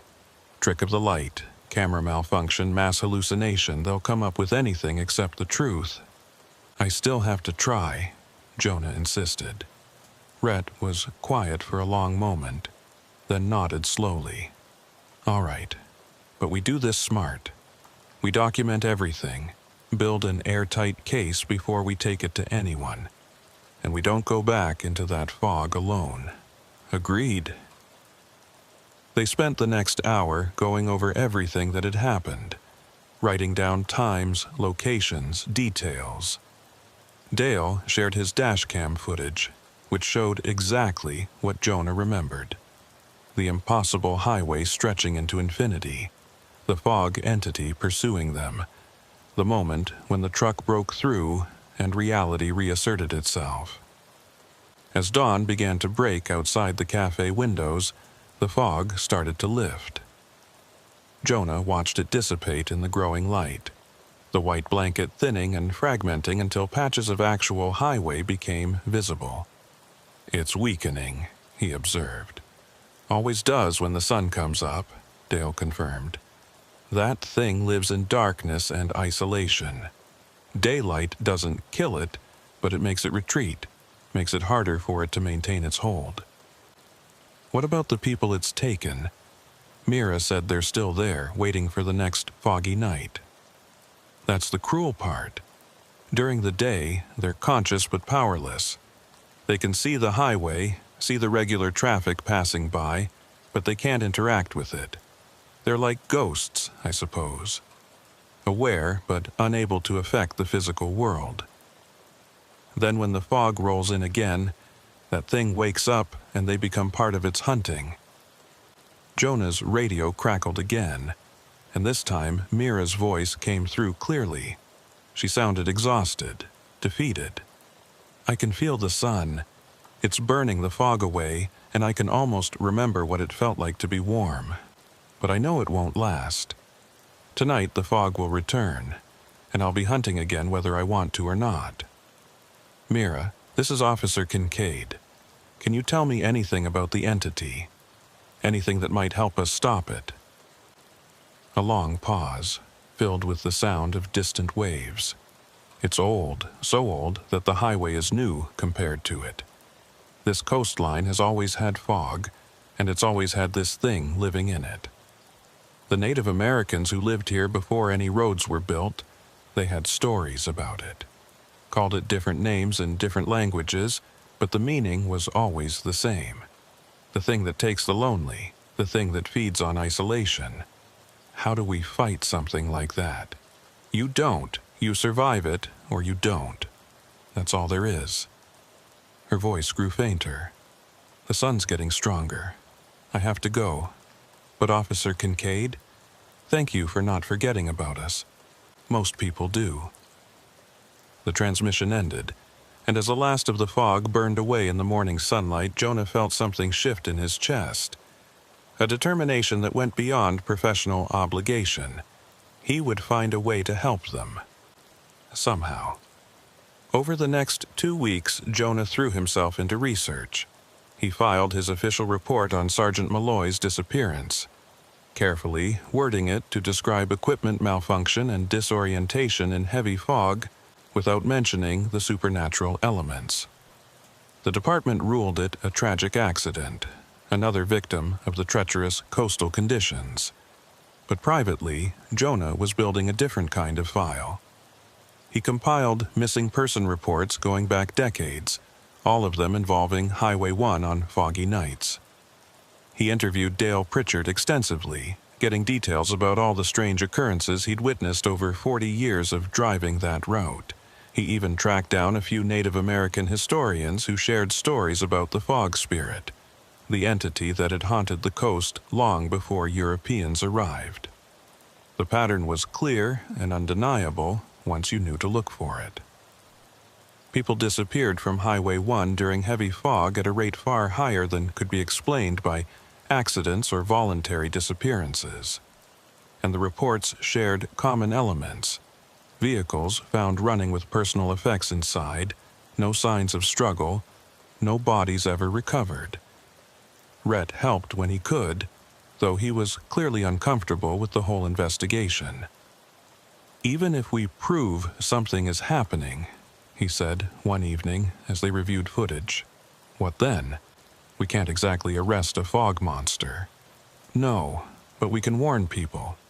Issue advisories on foggy nights. Recommend that people avoid the coastal route or at least don't travel alone.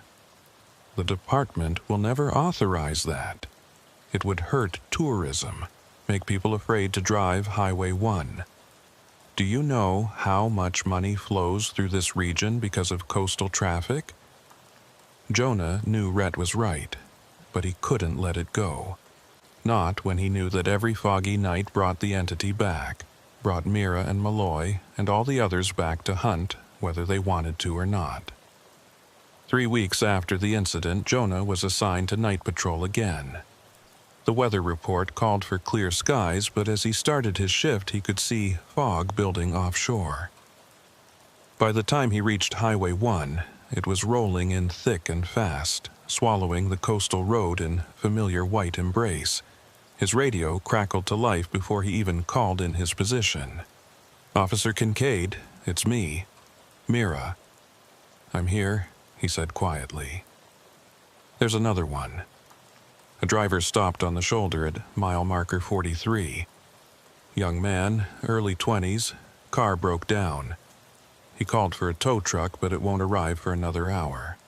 He's alone, and the fog is getting thicker. Jonah checked his position. He was at mile marker 38, only a few minutes away. "I'm en route. Hurry, I can feel it waking up. It knows he's there and it's starting to hunt." Jonah accelerated through the fog, his lights and siren on. The highway felt normal tonight. No sense of that impossible, endless stretch he'd experienced before. Maybe the entity was weaker now, or maybe it was focusing its attention on easier prey. He found the stranded vehicle exactly where Mira said it would be. A young man in a college sweatshirt was sitting in the driver's seat, phone pressed to his ear, looking nervous but not yet panicked. Jonah pulled over and approached the vehicle, tapping on the window.